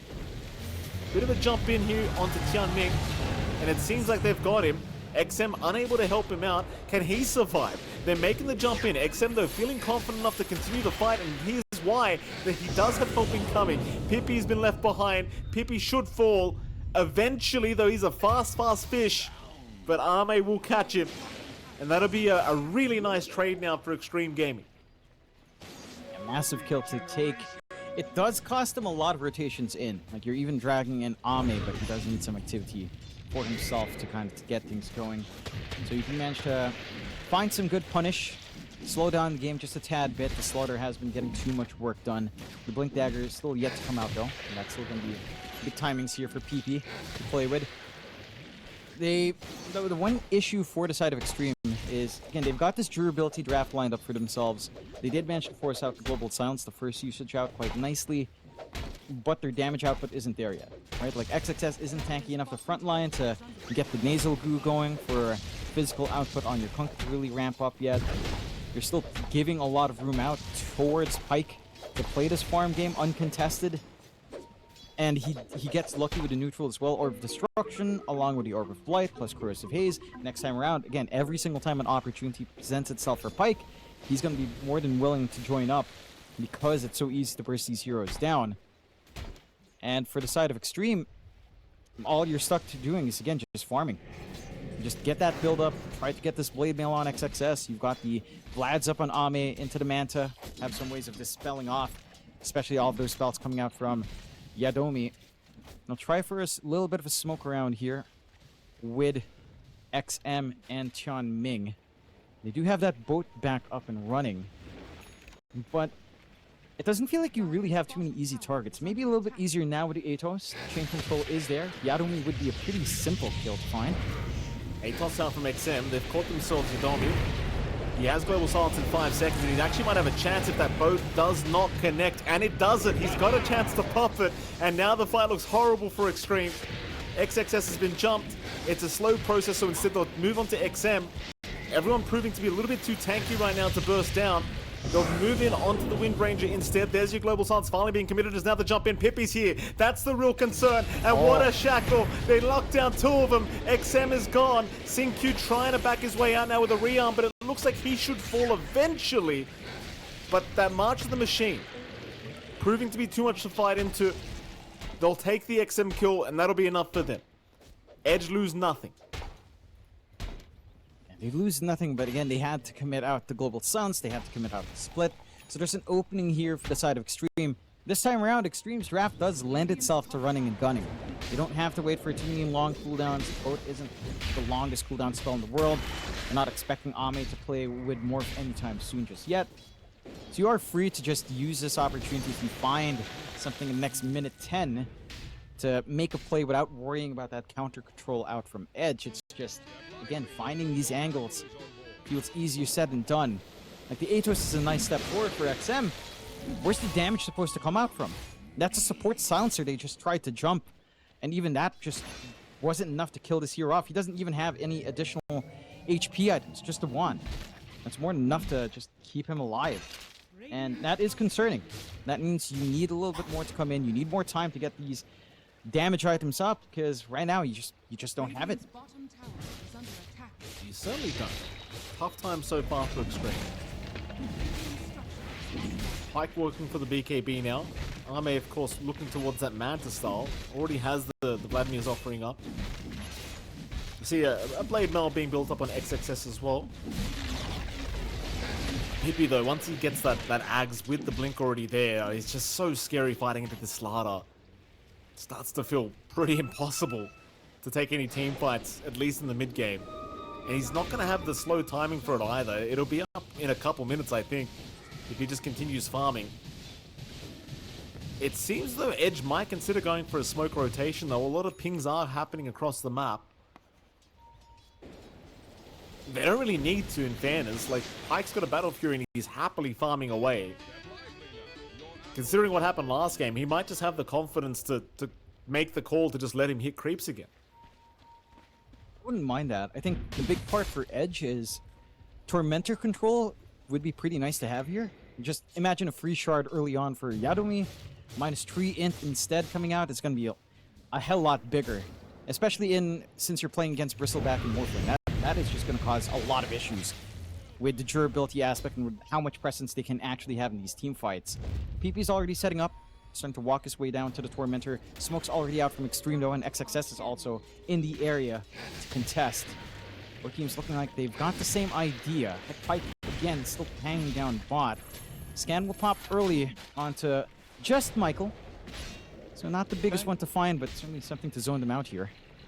They haven't found him though, is the issue. Michael does back his way up, but now you've got a way of just scouting out the Tormentor here with the power shot if you want to. It looks like he won't though. The Tormentor going to be taken by Xtreme. Edge not really seemingly too bothered by it. Well, why is it always the Tinker? Why is it always Tinker? It's always Tinker. That's just that's how it works, Michael. That's how the script's written, you know. Didn't you read the script? Didn't they send it to you? I don't like. I You don't forgot like to read it. through? I don't like it, John. You see, You see, if Edge took it, you get a silencer shard early, and then you get the -3 int. And that's where, fair. I mean, it sounds like I'm memeing, but really, it feels like that was an objective Edge could have fought into. They had the blink on PP, they had Pyke right around the area, giving it away for free. It's not the most dangerous thing in the world, but it does, you know, it's a little bit of a bonus you're not giving yourself for no good reason. Defense for mid is here, though. You're going to try and slow this down. Here comes Sing Q. Echo Stomp does land nicely onto one from Tianming, but Vitaly is really threatening with his own body, knowing he has the primal split ready whenever. It's a scary fight to try and start for Xtreme. Big Arcane Curse now coming out from our silencer. XXS still just frontlining for his side in that March of the Machines. Meanwhile, Pippi going into the back. Is he going to find Sing Q? He will. That's a great target. Sing Q is down. And that's a lot of utility now gone here for Xtreme Gaming's XSS. Just trying to walk away. Arme's going to jump in and try to buy him some space to get out of there. And he will do so successfully as Arme continuing to chase down Yodomi. Oh, yeah. But Yodomi looking like he actually might be alright. And he will be. Arme will not commit the waveform forward. And so you get away with a quick Sing Q kill. You get the T1 mid tower. I like the discipline from Edge. They just say, that's enough. We don't need to keep going. Let's back out of here and come back another day. And the discipline certainly showing from Edge in this game. Like, they don't just fully commit onto XXS. This blade mail, I mean, what's the point of it if no one's going to hit you? And they just completely ignore it on Edge. Like, it's just buying time for XXS to stay alive, but it's time alive that he's not really achieving much for his team. At the least for Xtreme, same thing goes. They have lower cooldowns. They can try to go again. They've got both back up. They're smoking out with Xianming and XM. The issue is they're not finding anyone. The ward game from Xtreme Gaming this time, reminiscent of how it was for Edge in Game 1, where early warding wasn't that great. Maybe you find Yodomi up top, but this is not what you want to get your smoke out for.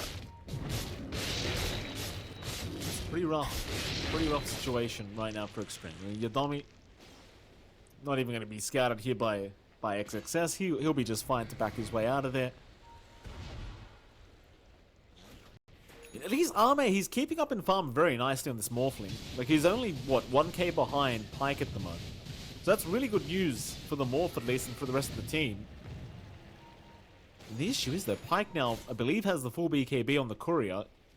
So that'll be a pretty big nuisance, that next team fight. And that next team fight might have to be soon, John, because it seems like it's Roshan time now for Edge. And it should be. Is it? They've got some good... They're being very disciplined, maybe wanting to pick off first. They've got a good line of sentries as well, just cutting through all that vision that could have been there for Xtreme. A very nice line of just counter vision already set up early on. And they don't take the risk. I think they're showing a lot of respect for, say, playing in a tight area. Again, there's Ghost Ship, there's Torrent, it can be really annoying. Not Tianming. You need this guy for the Roshan fight. That's your best hero for Roshan. And he's gone now.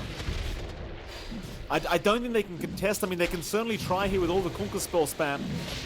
Can they buy 20 seconds to have Tianming back? Like, that's the guy you want if you're slowing down this Roshan attempt. There's a big smoke from Edge. They're going to wrap around. Through that dire jungle they'll go. XXS might get caught first. Pippi's got an amp damage rune. He'll blink in the back trying to find somebody else, but no, they'll have to settle for the bristleback. XXS, he'll pop the blade mail first. Here comes Sing Q to try and help out, and Jianming has respawned now, trying to get back towards the team fight. XXS, he's still alive, but he's dropping quick. Surely he's dead, and he will go down as Vitaly, thinking about going for more, but does opt to retreat instead. It's Roshan time. No need to force any more fighting. Unfortunately, it is time for Roche to take his walk as well. That is a minute down where you don't have the Ghost Ship up, and that might actually just dissuade him from even committing here on the side of Edge, knowing that there's some reset times here. Airplane can poke, fighting over that regen, but not really the biggest room for PP to lose. PP does have his Ags in about 60 gold. So this could reinvigorate that fight instead. They are looking for the smoke play out on Xtreme. Again, no boat though. It can be a little bit tougher to try to look for that first play, but maybe on a squishy target like the Silencer, it could be a little bit better off. I mean, they're just going to go for the T1. With the March of the Machine spam on Arme, I don't think they'd jump anyway. However, Edge, they are hanging about. There is a 3-man smoke now from Xtreme, but they're looking to sneak the Roshan. It's still available. A nice scan out there from Edge. They know it's happening. The Axe is now up from Yes, Pippi. Axe, This so. could be very nice timing. This could be very, very nice timing for Edge if they can get there in time. But they've got to jump soon. Power shot. It's going to give a bit of info, but it's too late. It is too late. Arme will take the Aegis. That's a big loss for Edge. You know, just I appreciate waiting out the 60 gold for the Ags on Pippi, but now you've lost Roshan. What they do. And PP was also just playing a little bit too far from a blink distance. Right? He was playing conservatively closer to the camp rather than right by the staircase, maybe worried about vision, which is fair enough, but the power shot timing was good. If he just blinked and slid a Crush, could have gotten a nice steal, wasted the Aegis, and maybe got to re-engage from the rest of his team. To be fair, the rest of Edge are just farming across the map. So again, just looking like a shake-up from what we saw from Game 1, where Edge was constantly on the aggressive. They're kind of playing like Xtreme was in Game 1 instead, where Edge is taking a back seat, just taking their time, getting that build-up they'd want. You know, Vitaly still has a lot more room to grow, trying to go for the Manta and sort of this semi-right-click Brewmaster that can do a lot of work once the talents are up and running. You've got the Manta for Pike as well into his Shard, just to get that free break going onto XXS, not to be as durable once that free Shard is up, or that Shard in general is up. And PP also working onto his own Shard, just to get that Corrosive Haze application with Crush. So, I don't think you mind just sitting back and farming. It's allowing Xtreme to kind of play catch-up, and again, as the game goes on, almost the same thing as Edge had in the last game, where the durability will become a bigger and bigger issue. You have to consider that you're playing against a Morphling who has a Tinker and a Kunkka with Rum buff to protect him. Like, sure, you were handling that fine earlier, but as stats go up, as more items flow in, getting the kills on the Morphling and even Bristleback, even the supports, if they're in the right spot to get the Rum buff as well, it becomes a drag for Edge. So you do have to be cautious about feeling too relaxed at the moment, because again, like, you never know what happens when you have to deal with Tinker at, say, 35, 40 minutes in, and all of that healing plus Rum buff is in play. Oh yeah. It's going to be a real problem, I'm sure. We might see it soon as well, because bot lane, they are starting to push in. Xtreme, they've got the Aegis up on Arme, so they're feeling confident. And with all this March in the Machine spam from SyncQ, it really does get pretty hard in terms of trying to jump in and initiate onto anybody. Vitaly going to show himself. Arme going to stand his ground. Big wraparound though, Pippi jumps in onto SyncQ, but SyncQ going to be saved here by XM. XXS still posturing. Meanwhile, Arme does get caught by a Rogue Shackle. He's still fine for now with the secondary life available on the right side. Pippi, he found SyncQ, but can they burst down the Tinker? It sounds like they can. He's gone. Meanwhile, Arme still fighting, still with that first life intact. Arme finally loses the first one. XM still just trying to get in there and go after Vitaly, but Vitaly's perfectly fine. In fact, they'll aim down XM instead. Arme trying to help out, but he can't really do too much. They fought back on SyncQ. He's back into the team fight. Meanwhile, Arme chasing down Pyke, but he can't really keep up with the PA. Pyke's going to be able to blink strike out. Pippi TP's out. Everything's just kind of been wasted. 4 down for Xtreme if you count the Aegis. And the buyback on SyncQ meant literally nothing. Yeah, just doesn't gain them as much as you'd want. They managed to dance around and waste the Aegis again from Ame, which is always a bit of a boon, especially, again, talking about that durability play. It didn't really kick in. It was very staggered out there from Xtreme and from Edge. I love the target priority coming out here from PP. He jumps the Tinker first, looks for that backline, removes that capability to just keep that sustain going. And then they're just playing so smart in Edge. Like, they understand how they have to take these fights. They understand what angles they have to look for. They're giving no openings out to Xtreme. 13-1. 4K lead isn't massive at 25 minutes in, to be fair. Like, Xtreme Gaming are keeping up pace. You mention it all the time, Mike, but Ame is still up there at number 2 in that word. It just doesn't feel like the rest of his team can really connect to that. Like, we're at the point where XM has less farm than SyncQ. Ame's not there for the fight, John. Ame's not around here. XM, he's still safe for now. They do not have a Morphling because Ame has no TP available. So XM will drop. Still about 10 seconds till he has a TP ready to go, so the chase continues here. Oh, Pippi! What a stun. 2 targets caught in that one. Onto the bristle they'll go. Poor old XXS just trying to slowly back away, but there's no backing. Triple kill for Pyke. And that's just so unfortunate, John. Arme, he just TP'd. It was a 20-second cooldown that was left over on his TP. He was nowhere near the Twin Gates either. He couldn't get there in time, and well, Xtreme Gaming, they found themselves in a pretty awkward position. I think they were rushing for the Tormentor. But it's full. Yeah. Yeah, it's a little strange. And it also kind of boils down to the consequences of the last fight. As Yadoumi does finally get his free shard, so even more minus to come along. But that was all a consequence of the last fight. Pyke, right, when he escaped, he didn't have a TP. So he was still stuck in that area, which meant as his team was ready to reset, he got his TP back, but he could still stay and play. And, you know, in comparison, Ame just left the farm. And all because he didn't have a TP to escape. He was stuck farming up those camps until the side of Xtreme got bored. They retake that position, and they clean up. The side of Xtreme, this is looking very one-sided at the moment, Mike. There's no two ways about it. 16-1, 8K lead now for Edge. A much stronger position, a clear advantage coming out for them now at 8K up. And there's just still so much room to grow. BKB coming out next for PP. You've got the full MKB out for Pyke. You've got the shard to come in again for that threat of break to just ruin XXS's day. And for the side of Xtreme, going all in on that durability, maybe trying to replicate what we were seeing from Edge last time hasn't panned out yet. You just need damage to come in from somewhere. And so far, Ame's damage has been nice. It's not enough, right? And you're also not getting enough from XXS with the Snot Rocket to soften targets up. He just melts.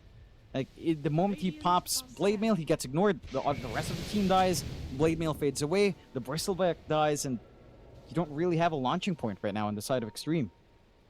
No, you certainly don't. Very, very tough time right now for Xtreme. Got even tougher just then because Pippi found an amp damage rune on the slider, so happy days for him. 8K advantage now sitting to Edge. Still a while till we see the next Roshan at least for Xtreme, so they've got plenty of time to try and come up with a solid game plan as to how they're going to deal with the next Roshan attempt. We are seeing Ame now working towards the MKB, which naturally he needs against the PA. Of course, Pyke doing the exact same thing, because he needs one against the Butterfly of Ame.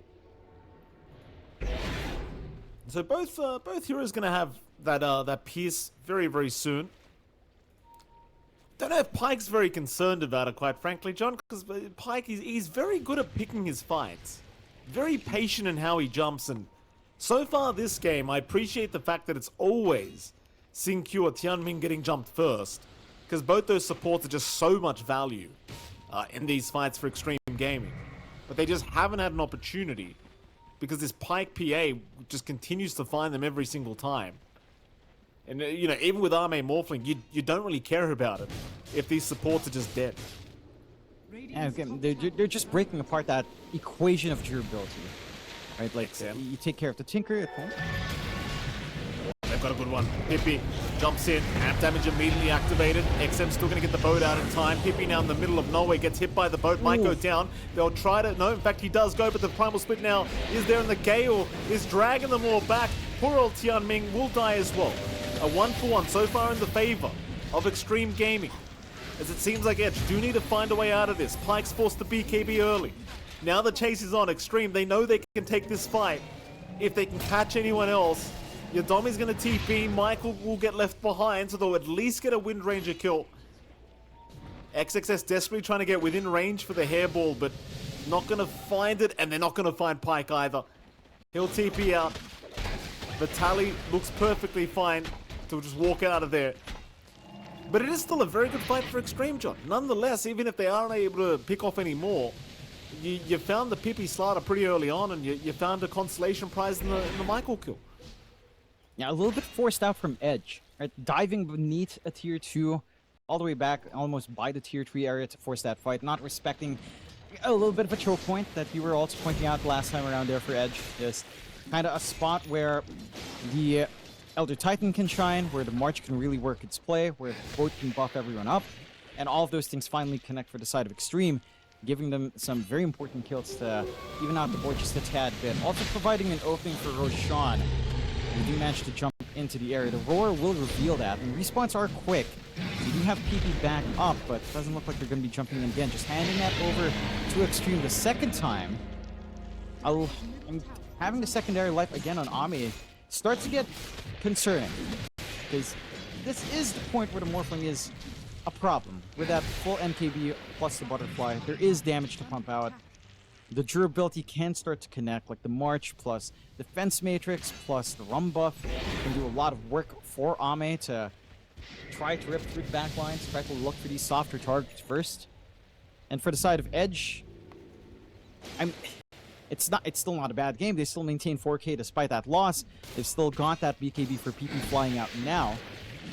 And more items to kind of fill in here, as Pike is looking for his full Satanic into a Divine. And just queuing that up. You've got the AC coming out for Vitality, so the right click on this Brewmaster starts to really ramp up a notch once that's all set to go. But again, you are giving Xtreme a little bit of a lifeline, and I think for Edge, it's not something you necessarily want to give out. Xtreme still can play and can find openings if you play just slightly sloppy on Edge. Radiant's top tower. Right now, I mean, both sides Radiant structures are fortified. pretty happy to sit back, though. It seems like Ame will get started on that top T2 tower. BKB up on XXS is going to feel really nice for him, because he's been struggling to survive the initiations here. As now Yodomi will move in. That's for an Arcane Curse into Ame with the last word, but that's about it. Smoke is committed here by XG, but Vitali already breaking the smoke of 3 of them. Happily jumping in. Ame dropping pretty low already on that first line, but of course can strength morph now as Ame kind of blocked in.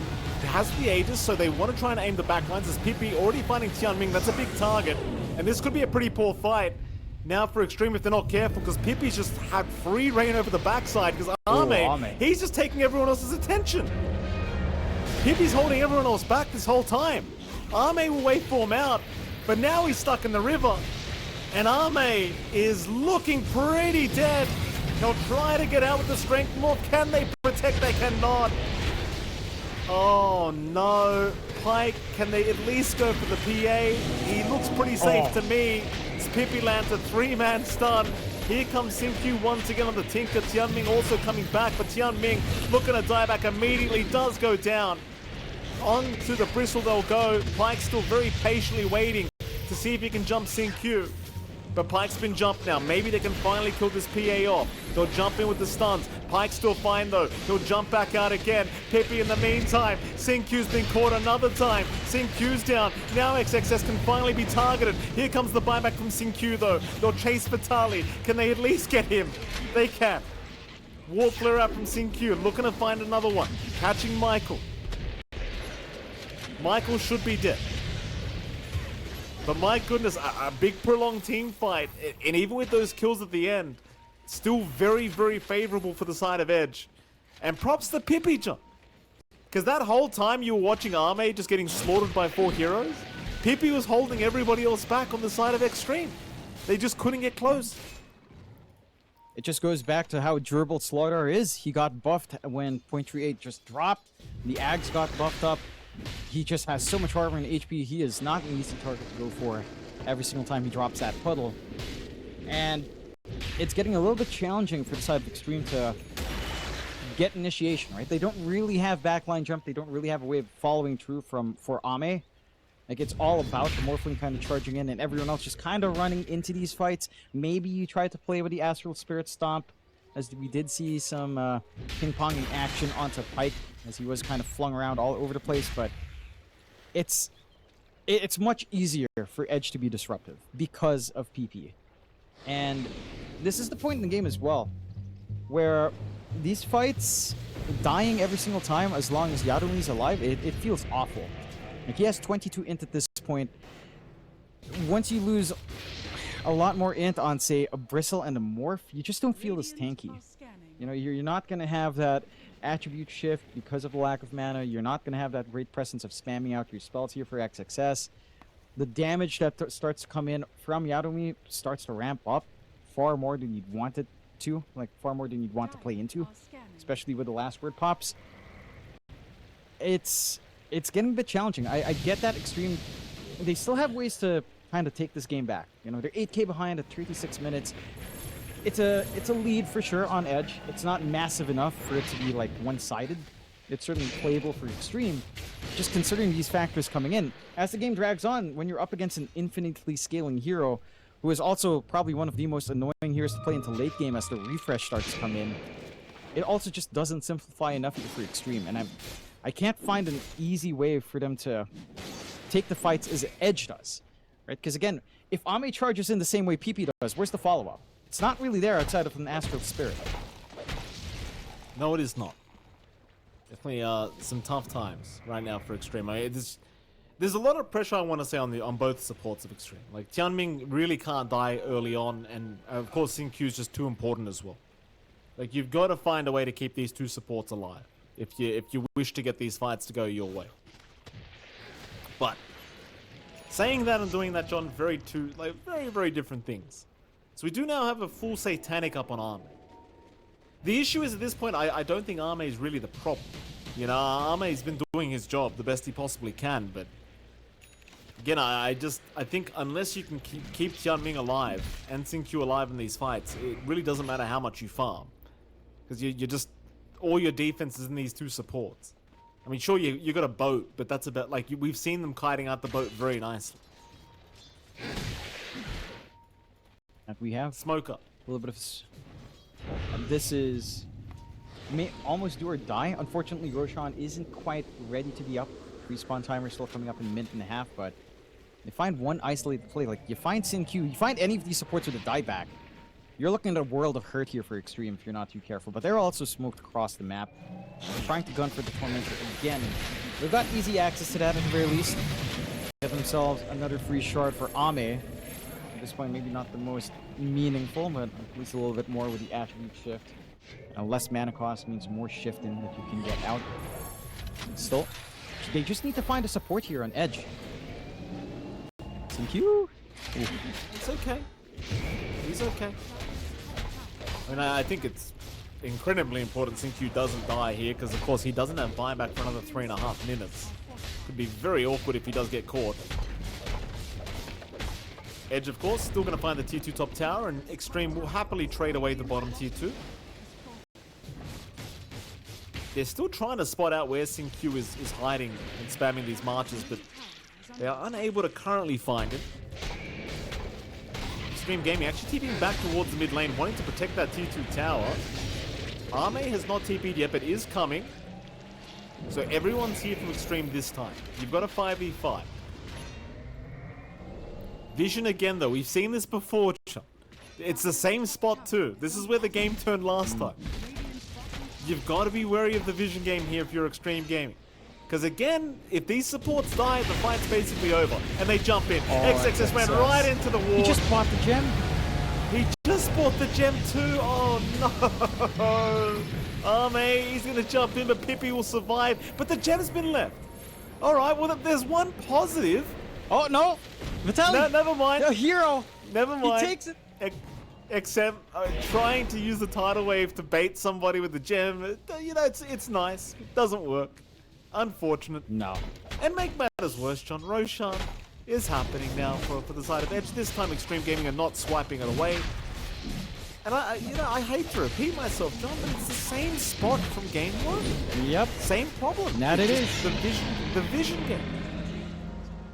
It feels like that's what a lot of those big moments in this series has boiled down to. Who has vision where? And to be fair to Xtreme, they have some good aggressive wards. It's just that they're not playing in that area. You know, they've been forced back into their tier 2s, into their tier 3 line. They're not crossing the river. And just that one tiny ward, one little ward from Edge again, gives him that. And it was Edge's ward last time as well from the Dire side. So, I don't know. Just unfortunate timing for XXS to have that fresh gem snatched away. 12k lead now for Edge, 22-5. As they've got the full Satanic in the backpack for Pyke. Queuing up that Divine Rapier. I can't fault him for always just having it on Q. Still needs the shard though, which he will find at the very least, or queue up this time around. And get that break going for himself. But I don't know. I'm just struggling to see what a good team fight looks like if you're on Xtreme, right? Because you don't have that same jump potential as the Slaughter has. You have an opportunity of solo pick off with Atos plus X Mark. Maybe you get that instant burst out with Ame with his physical output on top. And then you try to kind of bait using XXS. But he didn't feel tanky at all. Mind you, he didn't get the run buff and all of those saving spells onto him. But it's just so hard to see that happen. Especially now that Yadomi has double silence. Quad silence if you want to count that secondary from the reverberating silence as well. So I don't know how you play into this one. That's scary, John. There's a lot of shutting up here for Xtreme, that's for sure. I mean, you're basically in the library now if you're Xtreme Gaming. You know, you gotta be quiet. These librarians, John, they get nasty if they hear too much noise. Here we go. Vitaly looking to move in. A very nice Gale just dragging XXS back, but that's not the target they want. But look at Pippi. Look at the way he's positioned. He's already just looking to catch the support. That's all they want. Xingqiu doing a good job of just staying right in the center of his team underneath their own vision, which I think is the most important part. In their own triangle, they've got plenty of vision. They will stay there, but the discipline from Edge, not to straight away just move in. Now they will. Oh, they're going to find XXS. They'll try to jump in, forcing a BKB up. Vitaly, happy with what he sees, will force XXS to run. But at least Xtreme Gaming, they'll make sure they play around their own wards. Problem is, at this point, Edge really don't seem concerned by it at all. I mean, you've got a refresher shine on Vitaly, you've got a refresher orb on the silencer. You know, like, the fight's looking pretty impossible for Xtreme. Unless you just don't want to throw any spells. I think your best bet now is high ground for Xtreme Gaming. You have some good tight hold, right? Torrent feels good there. The Stomp, the Earth Splitter. It is the area where you shine the most in this graph. You just kind of need to find to make it work. Because the side of Edge are not just going to walk up and give you that 4-man control piece, or even a 3-man. So you got to be careful. If he's looking for a multi-man stun, he's going to move in onto XXS instead. XXS, no BKB this time. Global Silence will be committed. That's the first one. So not a bad start for Xtreme. They've wasted one. Do they know there's a second one coming though? I'm not sure if they've seen the items of this silencer, but it doesn't matter. Edge are going to retreat.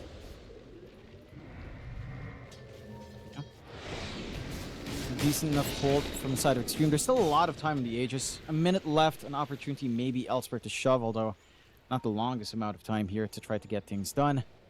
And Xtreme Gaming, they'll hang on. I like the respect Edge is showing. Again, that initiation this time fell flat from a really good Echo Stomp coming out from Chan Ming to cut off Pike as he was looking to follow through from PP's jump. So that does hold him back a fair bit.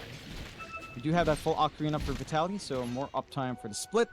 Is going to feel nice and good and force more HP to play with. Always nice for a Brewmaster to have on hand. Side of Xtreme though, it all feels like it boils down to either a really good fight around some wards that they've set up for themselves here, one right by the river, or a really good fight on high ground. It's either or. Like it's about just getting control, either bursting one hero down instantaneously, or just getting that AoE control out to leverage Earth Splitter, leverage the Astral Spirit to the natural order, and get Ami the space he needs to kill off some heroes.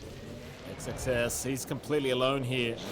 Xingqiu thinking about moving in, can't help out yet, doesn't need to get out of position, so XXS in massive trouble because they've got the break with the BKB. It was there in time. Pippi's actually the one to die. Maybe this is the fight Xtreme have been waiting for. Aegis will expire at the right time as well. Pike, he gets caught. That's massive. That timing. That is huge. The Aegis just expiring at the perfect time, and Ame finding the target. Oh no, they broke their rule almost here, John.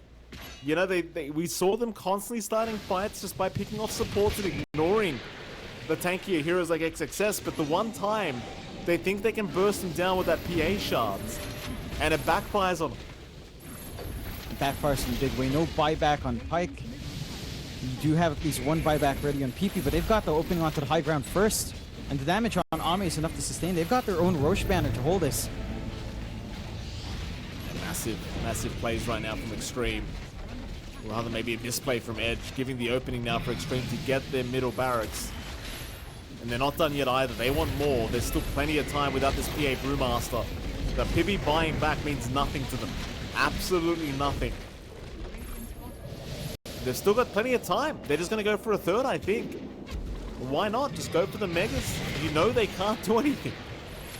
Just one mistake is all it takes for Xtreme to just rush for the Mega Creeps. A bit of a shame that the buyback gold was not there before they try to make these fights happen. And by the time everyone respawns, Megas are up. Edge. Just like that? It's an uphill battle now. It's a challenge, for sure. They can kind of fix these waves somewhat. Slaughter can kind of clear. PA certainly can with Battle Fury, but your supports really don't have any business in clearing out Mega Creeps.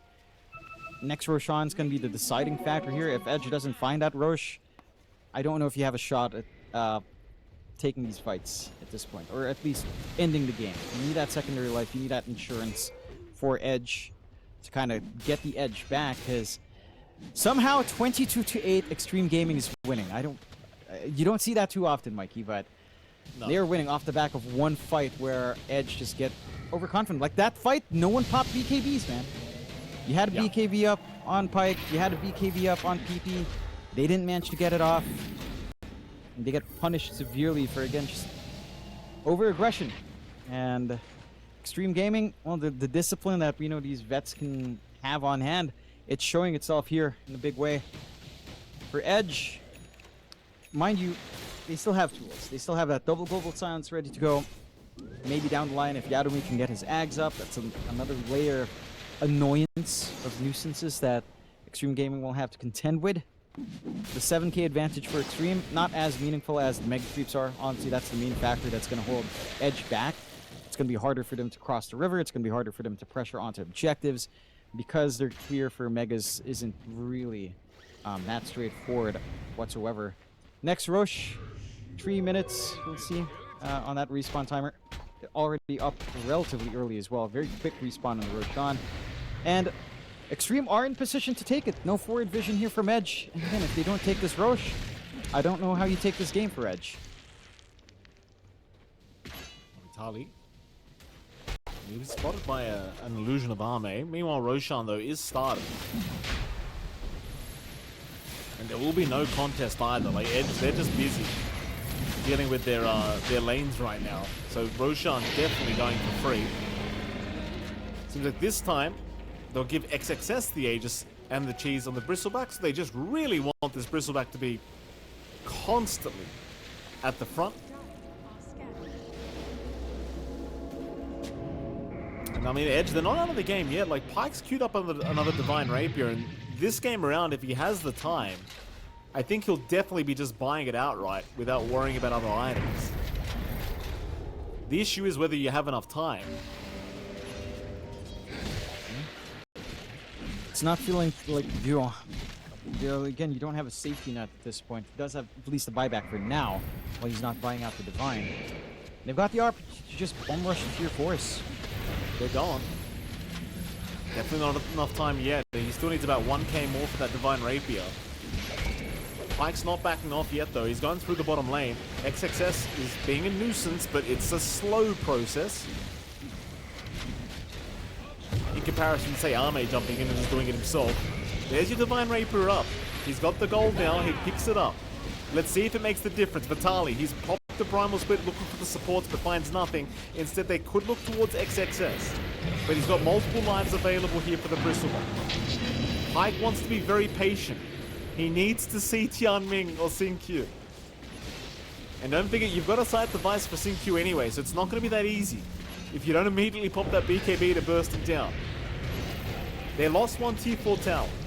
Vitali's Primal Split, it is going to wear off, but he has a Refresher Shard available. You've got a secondary.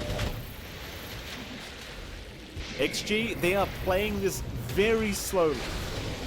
jump in. Pippi, he found SyncQ, but the site device was out. Global Salt's committed. SyncQ in a bit of danger. Can they take him down? They can. SyncQ is gone, but he has buyback and he'll commit it immediately. Looking to try and end this game. Pippi in the meantime in big danger from Arme, but does manage to barely get away. SyncQ, he came right back in, but he could die back. Pake's on top. Pake gets him.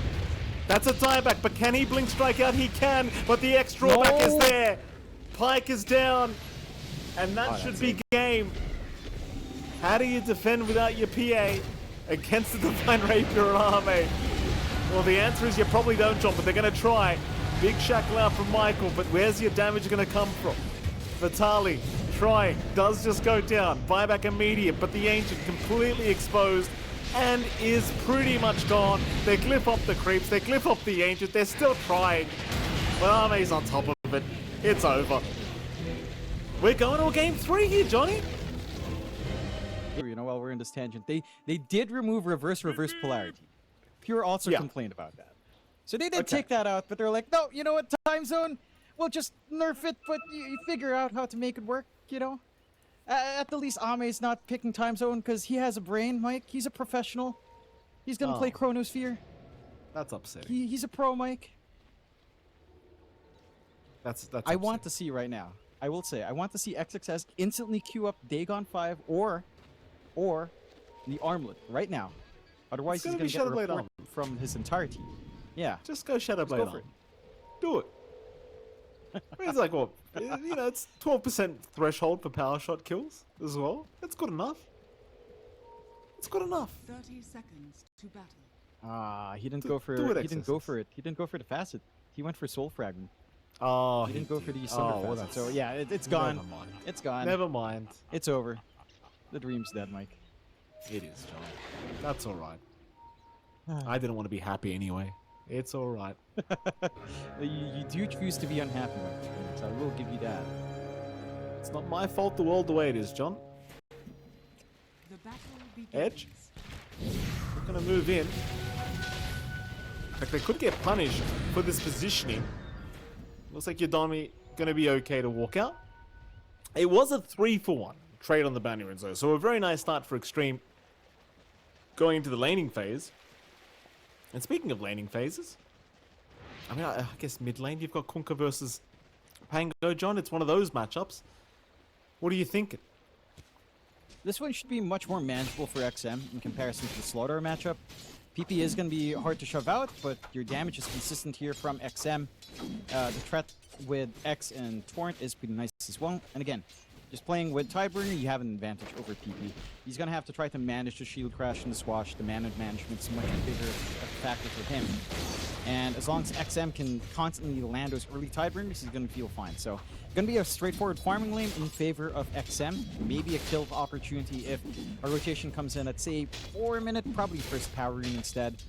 And if PP overextend. I don't think you're going to see XM have any shot of dying. It is a lot harder to kill off that Kunkka in comparison. So he should be fine controlling that lane. Getting that build up. We'll see if any connections can be formed here for PP to give him some relief. Although in terms of CS, it is going to hold steady. Taking a look at that top lane. Do have a decent time here for XXS. Like, Reflection up against a Morphling is pretty damn good. It's a lot of damage to leverage as he stays shifted into Agi. So you will have a lot of good poke on the Pike. This is still a stable lane for Yaru, although not as stable as you'd want here. I mean, he went far. Yodomi, thankfully for him, there's no power shot available for SyncQ to try and snipe him down. So happy days. At the very least, the Elder Titan does make his way out. That last lane as well, bottom lane, you've got Tianming and of course Arme against Vitali and Michael. So far, going pretty smoothly for both sides.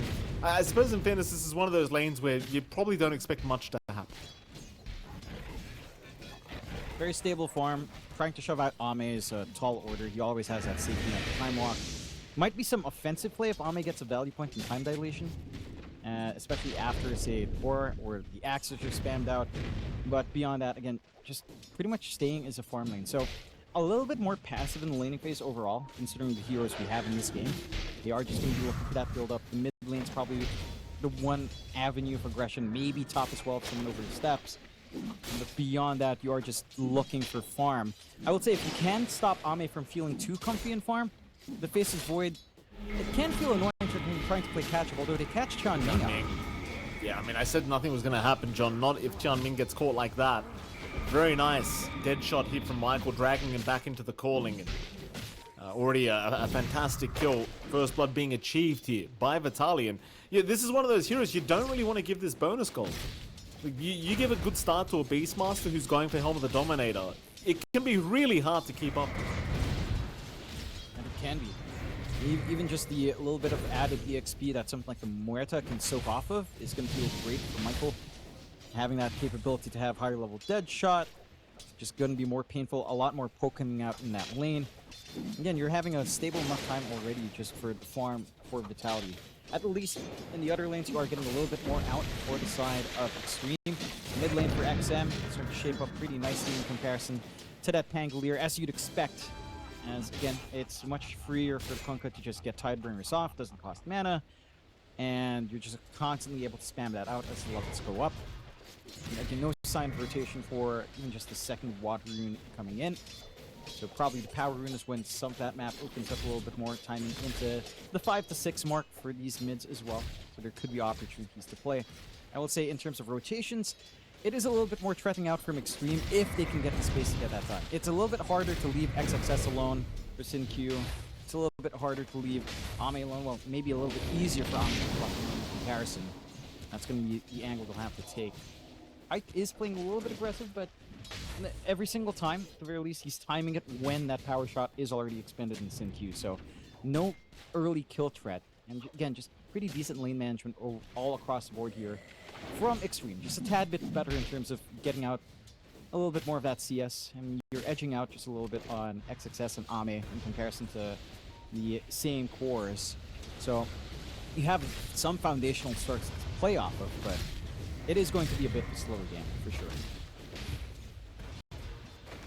First shot just 0-1, 5 minutes in. Mid lane still going pretty evenly too, the XM pulling slightly ahead now on the Kunkka. A lot of harassment being done by CM. Right home about us. Bottom lane again, Tianming going to find himself in a lot of danger and is dead. Vitaly finding a second kill already on this Beastmaster, and meanwhile, Yodomi going down top lane. SinQ able to secure a kill. My main concern here again is the fact that Vitaly's getting a bit too much free farm. I think from these kills onto Tianming. Yeah, it's going to be very quick timing on that Dominator. Vitaly's going to be able to farm up the camps, start to pressure towers quite quick, maybe even get that connection onto mid if he's got enough room for himself, or expect a rotation out from PP to continue to apply that pressure down bot. And this happening in Ame's lane is a pretty big deal. Faces Void just doesn't have a good time until he gets an initial farming item up. It's going to be the Mask of Madness here for Ame, but it's going to be a bit of a slow catch-up game for him in comparison to the Morphling, who has a bit of an easier time clearing out camps, has that same mobility as well as a factor. You will have that one piece of core advantage. Ame can have impact just with the Chronosphere, mind you, but it is a long cooldown. You don't really expect much from FV with Chrono at 6 anyhow, unless you get the contentions you want. Still looking to be aggressive. And Tianming, he missed a dual breath onto Vitaly, and Michael seeing the opening, of course, moving in for another nice dead shot, though at least they do rotate SinQ now to try and get some form of a trade going. Vitaly still surviving, as now we see Yodomi walk in. So they can't really finish off the kill onto the Beastmaster. Vitaly, with his third kill of the game, not even 7 minutes in, and he's got the full Helm of the Dom up. It's on the way. Yeah, concerning times. Very, very concerning. Just, again, the push that's going to be coming out in this bot lane, the loss of farm, easy farm access for Ame, it's going to hurt this tempo on the Faces Void. And, again, that's going to have a staggering effect down the line. You do have enough on XXS, at the least, to somewhat compensate for it. This off-lane TB is getting a lot of farm, along with XM on mid. He is getting a decent start for himself. So they can buy time and space for the Faces Void to play in that jungle. But that pressure is coming in. But Edge are just focusing all their resources down bot consistently to ensure that Ame will just not get that sort of once. They've brought XM down as well. They really want some kills going, but TP rotation now incoming as well from Pippi. And that's going to mean that there's no real kill to come out here. Though I suppose they have bought some space for Arme to just continue hitting creeps down at this bottom lane. They're really just trying to ensure Arme hits that level 6 mark quick enough. At least before Vitali does. And that'll be about it. Vitali will leave the area. Everyone seems to be going into mid lane instead, where Sinq's being caught now by Pippi, but pops the wind run. Chase is on, but some nice sidestepping here from Sinq. Problem is, you're not out of the woods yet either. Pippi still going to catch him. The dead shot's going to be enough. XM, in the meantime, does pick up a haste rune, so he can go for the chase onto Yadomi, but he's going to be somewhat cautious for himself. It seems like he's got really no fear as long as that haste rune is still running, and does get himself a freebie. A little bit of a freebie, very important for XM to find to get this timing into the Atos, which is slowly forming its way up. Very scattered engagements across the map. I mean, even with a loss like that for Edge, you are still ahead. You're still getting a pretty decent time for a fight up top, although it is a lot better for XSS at the moment. And again, this restart's bot. Caught out again, Tianming unable to survive the onslaught of Vitali. But maybe they can punish. XM is here. Arme's got Chrono if he needs it. Vitali's taking a lot of damage, but a nice Echo Stomp. Here's the Chrono now, but where's your follow-up? It's not really there. Vitali's still running. The calling makes it awkward. Nice dodging out here from Vitali as well. In fact, Arme's now the one dropping lower as they do move in with Pippi. Vitali's still going. Can they kill him? XM, he's still trying, but Vitali makes it. Oh, no. No. What? It's too much. That's not right, Mike. That was 4 heroes, John. 4 heroes. Yeah, that was Chronosphere down as well. Stomp coming in from the outer wing, cutting him off. Chrono forcing a lot of heroes inside, which means you don't get to play with even just, say, a free dual breath inside Chrono. You don't get any small combinations to compensate for damage. You don't have damage at this point for Ame. It's crumbling pretty hard, as you can see again. Good kiting around, good positioning out for the follow through from PP. Even the recognition again from Pike, who's been very consistent with his early aggression to join in on his team. Just on point for Edge again. And the side of Xtreme, well, the only blessing we have is that XXS is forming. He is rushing a pipe, so it's not like you're getting anything crazy just yet. But that is the only silver lining right now. You have to kind of put Ame into the jungle. He doesn't even have his full Mask of Madness yet, although he's only about 100 gold away at the very least. But even then, the farming pace will take some time. He's bottom net worth 4 right now on this Face's Void. The key thing now for Xtreme is just stall. Like all you can do is stall, maybe force a couple things out here. If we get caught, at least they should have a freebie for the Elder Titan, and they will. Tianming actually taking that one on the Jakiro. Does give plenty of information though for Vitali to know to retreat. Even still sticking around just farming with the Boglet and the balls that he does have. What a name, Boglet. My goodness. I love all of those water creeps, man. They're just funny. Boglets and Polywogs, and I forget the others, but they're all fun. They have the best models. Oh, you've got the Croaker. Yeah, Croaker's lane. Here we go. They pulled down Sinq another time. Sinq with the wind run. Oh, he's barely going to make it. Pippi stopping the Rolling Thunder early, thinking the swash would be enough, but it was not, sadly. Thankfully for Sinq, he'll have another day. Can't say the same for Yadomi. He is definitely going to die. XXS to secure the kill here. Like, XXS top of the net worth board right now on the TV. Yeah, again, he was left alone for a very long time. He did switch up his itemization, going for the full halberd first, not completing that pipe, which I respect. I think it's a bigger pickup to stop that damage coming in from, say, BP or even a pipe that show up early. Much more durability as well with some physical block on hand. And trying to leverage some of that Metamorphosis presence onto the tier 1. Mind you, level 1 meta, not the highest damage here, of course. The offering TB does force a response out across the map. So it does drag Edge's focus onto mid, which, again, you're trying to buy space here on Xtreme. All you want is all of these engagements to be as far away as possible from Ame. But Edge are still trying to occupy that bot jungle. They're still keeping Vitaly down there. They're still keeping track. They still want to apply that pressure on this bot lane. And just ensure that the Faceless Void doesn't have a game. Ame is starting to recover though, with the Madness up. Into that Maelstrom Mjolnir next. And once you have the Maelstrom at the very least, that's when things can really start to even out here for the FV. So the timing is still lining up. 4 to 8. Xtreme will have to just sit back and kind of farm up. But the same thing goes for Edge. Right? Like you're building up on Pike. You've got the full Overlord that you want to finish up on Vitaly. They've got another smoke, 2-man. Again, XM and Chanming is the gank squad here for the side of Xtreme. They're coming. They might get kind of blocked off here by Michael. Michael with a very nice position to break the smokes and does take the gank here for Vitaly. So props to Michael. You know, it is a death, but it looks pretty good when you're saving your Beastmaster, although whether he's actually going to make it out or not is still a different question, but he will. Michael, however, of course, will not. But I think you're more than happy to die like that if it means Vitaly is able to run out of it. 100%. They even managed to start to contest for Wisdom, although it doesn't look like PP is going to hang too long for that Wisdom rune. They'll be able to get their own Vitality around on that bot side.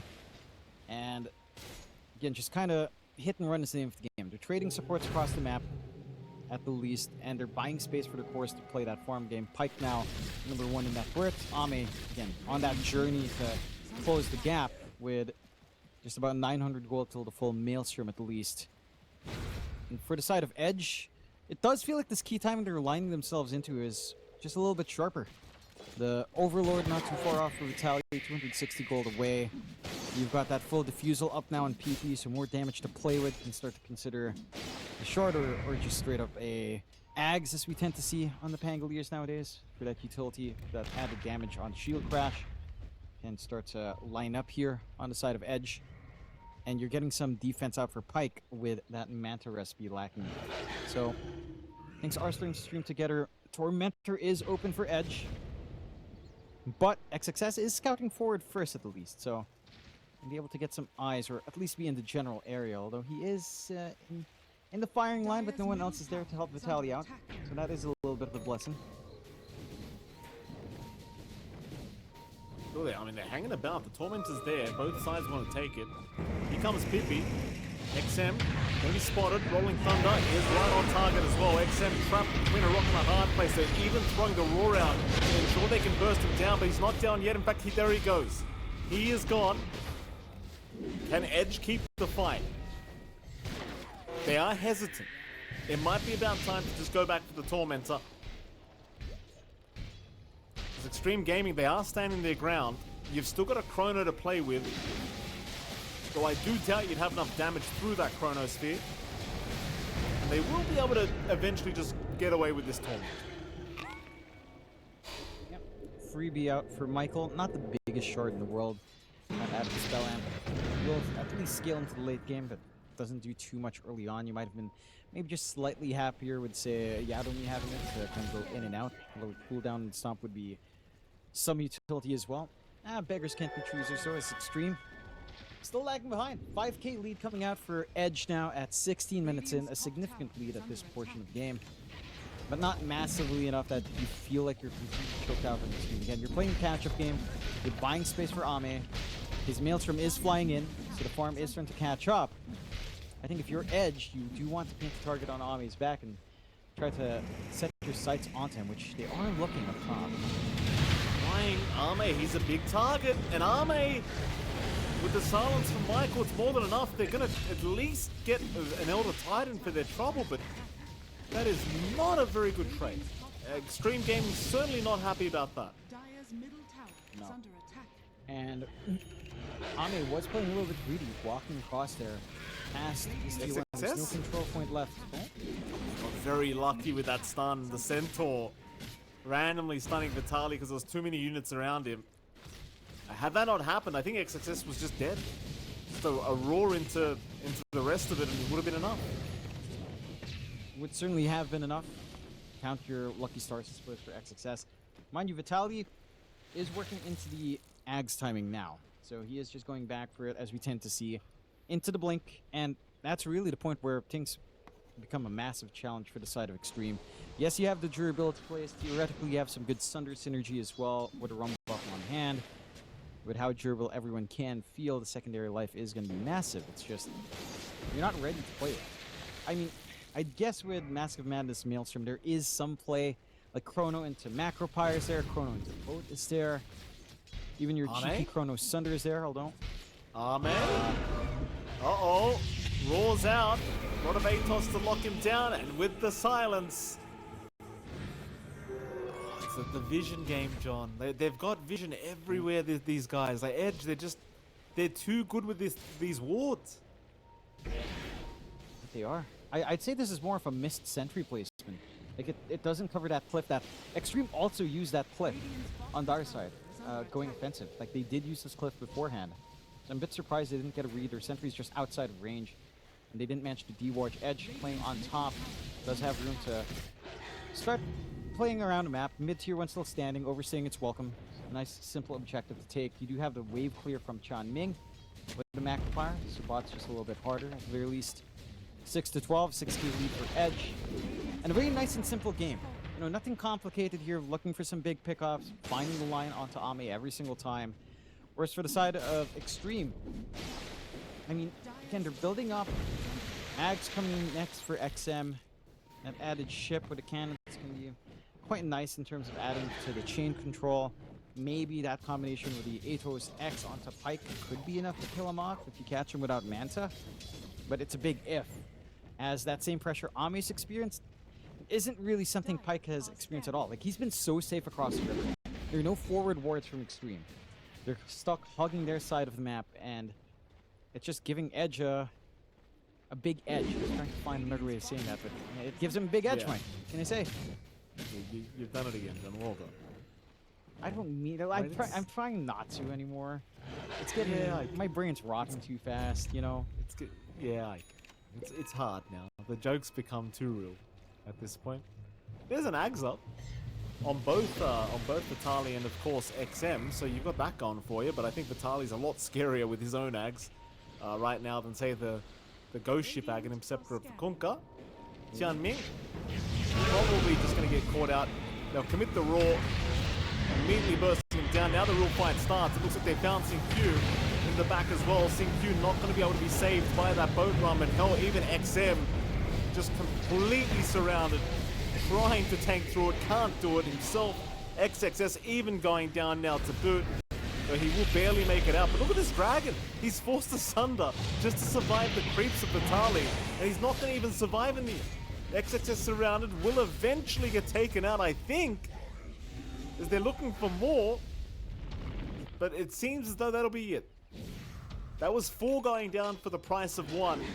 A buyback committed as well by Tian Ming, but sadly it didn't really mean anything. No. And they were looking for a turnaround with, say, Chrono. Like they wanted to try to go for the Chrono Mac, but too many heroes alive, good disengage, re-engage coming out from the side of Edge. And I have to say, I love the cheekiness coming out here from Vitaly. He's got that Prowler. He's got that Desecrate. He's got that Petrify. He's going to be a nuisance. There you go, Mike. This is what you asked for. There it is. In all its glory. How great is it? How great is it though, John? It's fantastic. Oh, it's wonderful. I love this for you. You got an Elder Titan with the minus armor. You've got a creep now giving you the minus armor. It's fantastic. I love it. I love it. You can't tell me otherwise, John. Radiant are And so Amazing. now, 11k net worth lead, 7-16. Xtreme Gaming not anywhere near out of the game yet. I mean, we saw what happened last game, John. They were behind for quite a while, and one good team fight was all it took for them to make the comeback happen. I mean, it is looking pretty tough for now, but that's mostly because Ame just doesn't have anywhere near enough damage to actually deal with anyone in the Chronos. Meanwhile, mid lane, Pyke getting started onto XM. They've got backup as well. It looks like XM in massive trouble. Is just dead. Pyke, 5th kill of the game here on the Morphling, even getting an amp damage rune at the end of it. Yeah. Just more and more being given the way of Edge. Blink up now for Vitaly as well. I mean, your points there, Mike, about Xtreme going to the late game, you can't count them out And not just because they're, strong players and a strong team, but they've got to face this Void. And that is an ace in the hole. If you get one good chrono can turn these fights, especially if Ame manages to bridge a gap and farm. He hasn't fully done that yet, but he does have the full Mjolnir. So some damage is starting to fly through BKB and MKB next. And once that's up, the chrono can start to do some work. If you tie that in properly with your macro power, dual breath, and even maybe usage of the power shot for the kill shot. Still, you are losing map space while all of these theoreticals are being formed. Bot tier 2 falls, one outer tower left for the side of Xtreme. They're trying to keep some waves shoved out, Xingqiu just doing his best to keep top in a position where it's not going to be completely run down. So at really sparing 1 tier 2 for themselves here. But I don't think Edge cares. They still have this amp damage room. They've still got the Aegis for 2 minutes 50-ish. And they still have a lot of room to grow. They'll try to make gate movement across top. Finding XXS here would be a massive one. Yeah, absolutely. Good bit. We'll move in. Xingqiu is the first one to get caught. XXS! Oh! He got stuck. Pity. They're still going to get away with Xingqiu. But my god, did it feel like XXS should have just been dead. He will not die. He's okay. Would have been better, but again, it's a side of Edge that's taking initiative as they ought to. As again, they've got this advantage formed up. 7-18, 15k lead at 24 minutes. Substantial lead already for Edge early on. And now they've got the access point into that top tier 2. Still so much more time left in the Aegis of Pyke. And really just nothing to be scared of. Like, again, for Xtreme, because they pick Faceless Void, it just boils down to playing with Faceless Void. It boils down to playing with Chrono, trying to play with like Chrono Macropyre or at least Chrono Metamorphosis, and they're just not finding the angle. So until that comes out, it is just Edge in control. And the high ground is where Xtreme should be able to play to their strengths. Right, like it's Macropyre, it's Chrono, it's the boat spam coming out with Yags. It's the X pullbacks, it's the tidal waves that keep coming later on as well. So they can just try to turtle it out. It's on Edge to not make mistakes. Like if Edge kind of repeats what happened in game 2, I mean, man, they're going to be beating themselves up if they somehow lose a fight outside high ground here. This is a good fight. They've got plenty of vision, but oh no, here come the wards again from Edge. They've got all the vision in the world now. Never mind what I said. At least they might kill off Michael first, and they do. They got one Muerta down. They understand that they were in the vision of Xtreme, and the immediate pings came out after Michael does die. And it seems like they will be, again, disciplined enough to just retreat. Wait for another day. Yeah, which is what you like to see. Again, not keen on repeating any mistakes from the last game, about getting overzealous, or playing it patient. Just take some safe objectives, maybe wait out this next Torm, as they are just starting to gather around the gates. We'll be able to find no contest. Doesn't look like the side of Xtreme again. They don't really have the forward reach they'd want. They do have some forward wards at least watching the lane. Not enough to give them that solid pat into the Torm. So we get the free shard up now for Yadomi. Full Ags up for PP. Does mean more damage coming in, of course, with a shield crash. Just a little bit more presence, especially with a defusal. Ame all by himself up top. He is all by himself. Silent Stuff has no BKB to you. Oh boy, Ame. Boy, I mean, in fairness to him, again, the vision game of Edge, they had a ward right where he was farming. Like, these guys, their vision game has been top-notch this series. And it has been. And they just find that punishment every single time.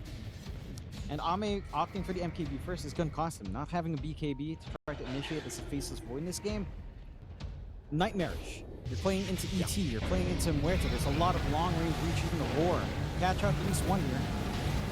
It's just the Titan again. And Yadomi, like, he'll die. Considering that your Void's still, you know, in the graveyard at the moment, it's not going to feel that great. It's just whatever. We got the Titan another time. See if maybe Xtreme see an opening to make some kind of smoke happen, but I just don't think so. Like, not until you have the BKB on this Void. And for now, Ame is still just trying to work towards that MKB and get some damage up, because even if he has the BKB, John, they've got no damage for these Chrono. No. Again, theoretically, they do have some damage inside if they can use Metamorphosis, if they can use the Mac, but it doesn't feel like it's going to be enough. Especially since Pyke does have a shard up anyhow. So, you catch him in Chrono, he's still going to be able to attribute shift. As that is like a hard stun. It does count as a stun, so he's just going to be able to go right through and not kill too much. I don't know if you have enough to go through that shift. Probably not at this point in the game. You need to play the high ground perfect. Ame has not had a chance to Chrono whatsoever, but he's going to need to do so soon if the commitment does come out from Edge. Although Edge are also, again, just kind of course correcting from game 2. Playing it safer. Not looking to overcommit. Not without Aegis. Not without... not with so much room on the map to just play the farm game. Might as well just keep that build up. You know, again, game 2 probably did traumatize him just a tad bit there, Mike. Yeah, I imagine it did.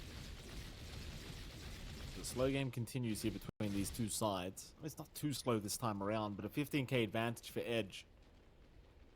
Not willing to risk giving it away. It's fair enough. Plenty of time till we find out when Roshan's going to respawn. I imagine that's going to be the big objective you are looking for if you are either team here. I mean, especially for Xtreme, you really can't afford to let the next Roshan go. Because that could just mean a guaranteed high ground, but at the same time, like, you've got some great team fight here for the Roshan pit if you are Xtreme. You've got Chrono, Macro, Boat, everything. Even the Gale Force can be very annoying around the pit. Just a matter of whether they can actually, you know, make the fight happen. Roshan, it's still going to be just about 3 minutes away, I think. It's still a while. And it is. You know what this game reminds me of, Mike? Yeah. It reminds me of 23 Savage Talon era. Oh, yeah. Xtreme Gaming is Talon. This Best, is the best era. one of those games. You know, Savage picks up something like Faces Void and you're stuck like this. He dies like 5 times. Yeah. And you're just like, alright. Time to turtle. And you're turtling. Is there a turtle hero in Dota 2? Do we have a turtle in Dota 2, Mike? No, we don't. Tide doesn't We should. count, no, right? No, Tide's He's a not Leviathan. turtle. He's a Leviathan. Yeah. Need a turtle hero. We do need a turtle, That'd don't be we? nice. What would he do? Then we do it. I don't know. I was thinking maybe a turtle primal beast skin. No. Would be funny. No, no. Can you imagine a giant turtle charging forward? How would Pulverize look like? Yeah, you're right. We need an actual turtle. Would he just give barriers? He would just have free Crimson Guard. Wouldn't that be great? Yeah. That's it. Big smoker. Edge looking for an opportunity to just snipe somebody quickly. They've cleared out the vision around this Radiant jungle, so they're not concerned about that. Though Xtreme, obviously not willing to venture out too far, knowing that everyone's missing, and in fact now they're going to go for a counter smoke. Not sure if they actually spotted anyone, but they are going to see Michael eventually here in this mid lane, so it is a freebie kill if they want it. And that is into, I believe, a Roshan as well that just currently respawned, so this could be some very awkward timing for Michael to die in. He's still surviving a little bit longer with the Pierce the Veil, but not for long enough. He's gone, and suddenly for Xtreme, they're thinking about Roshan. There's a big burner from Ame here in the backside. Ame has been caught! What happened? What happened? He got stopped. He got stopped. He has no BKB. No. Xianming will go down. XXS trying to get away. Can't get a Sunder off. Here comes XM. XM trying to run with the BKB. Oh, he's down. And his ultra kill for Pyke. Could I see a replay? I didn't see what happened to Ame properly. I need to see what happened. He got the chrono, and then he didn't catch Yadomi. Yadomi was outside, he got a stomp off, then he got the Earth Splitter off, and then you realize you shouldn't go MKB first. But would he have even killed enough? With that chrono? He was alone, was he not? Not without the rest of his team. Yeah, I was so...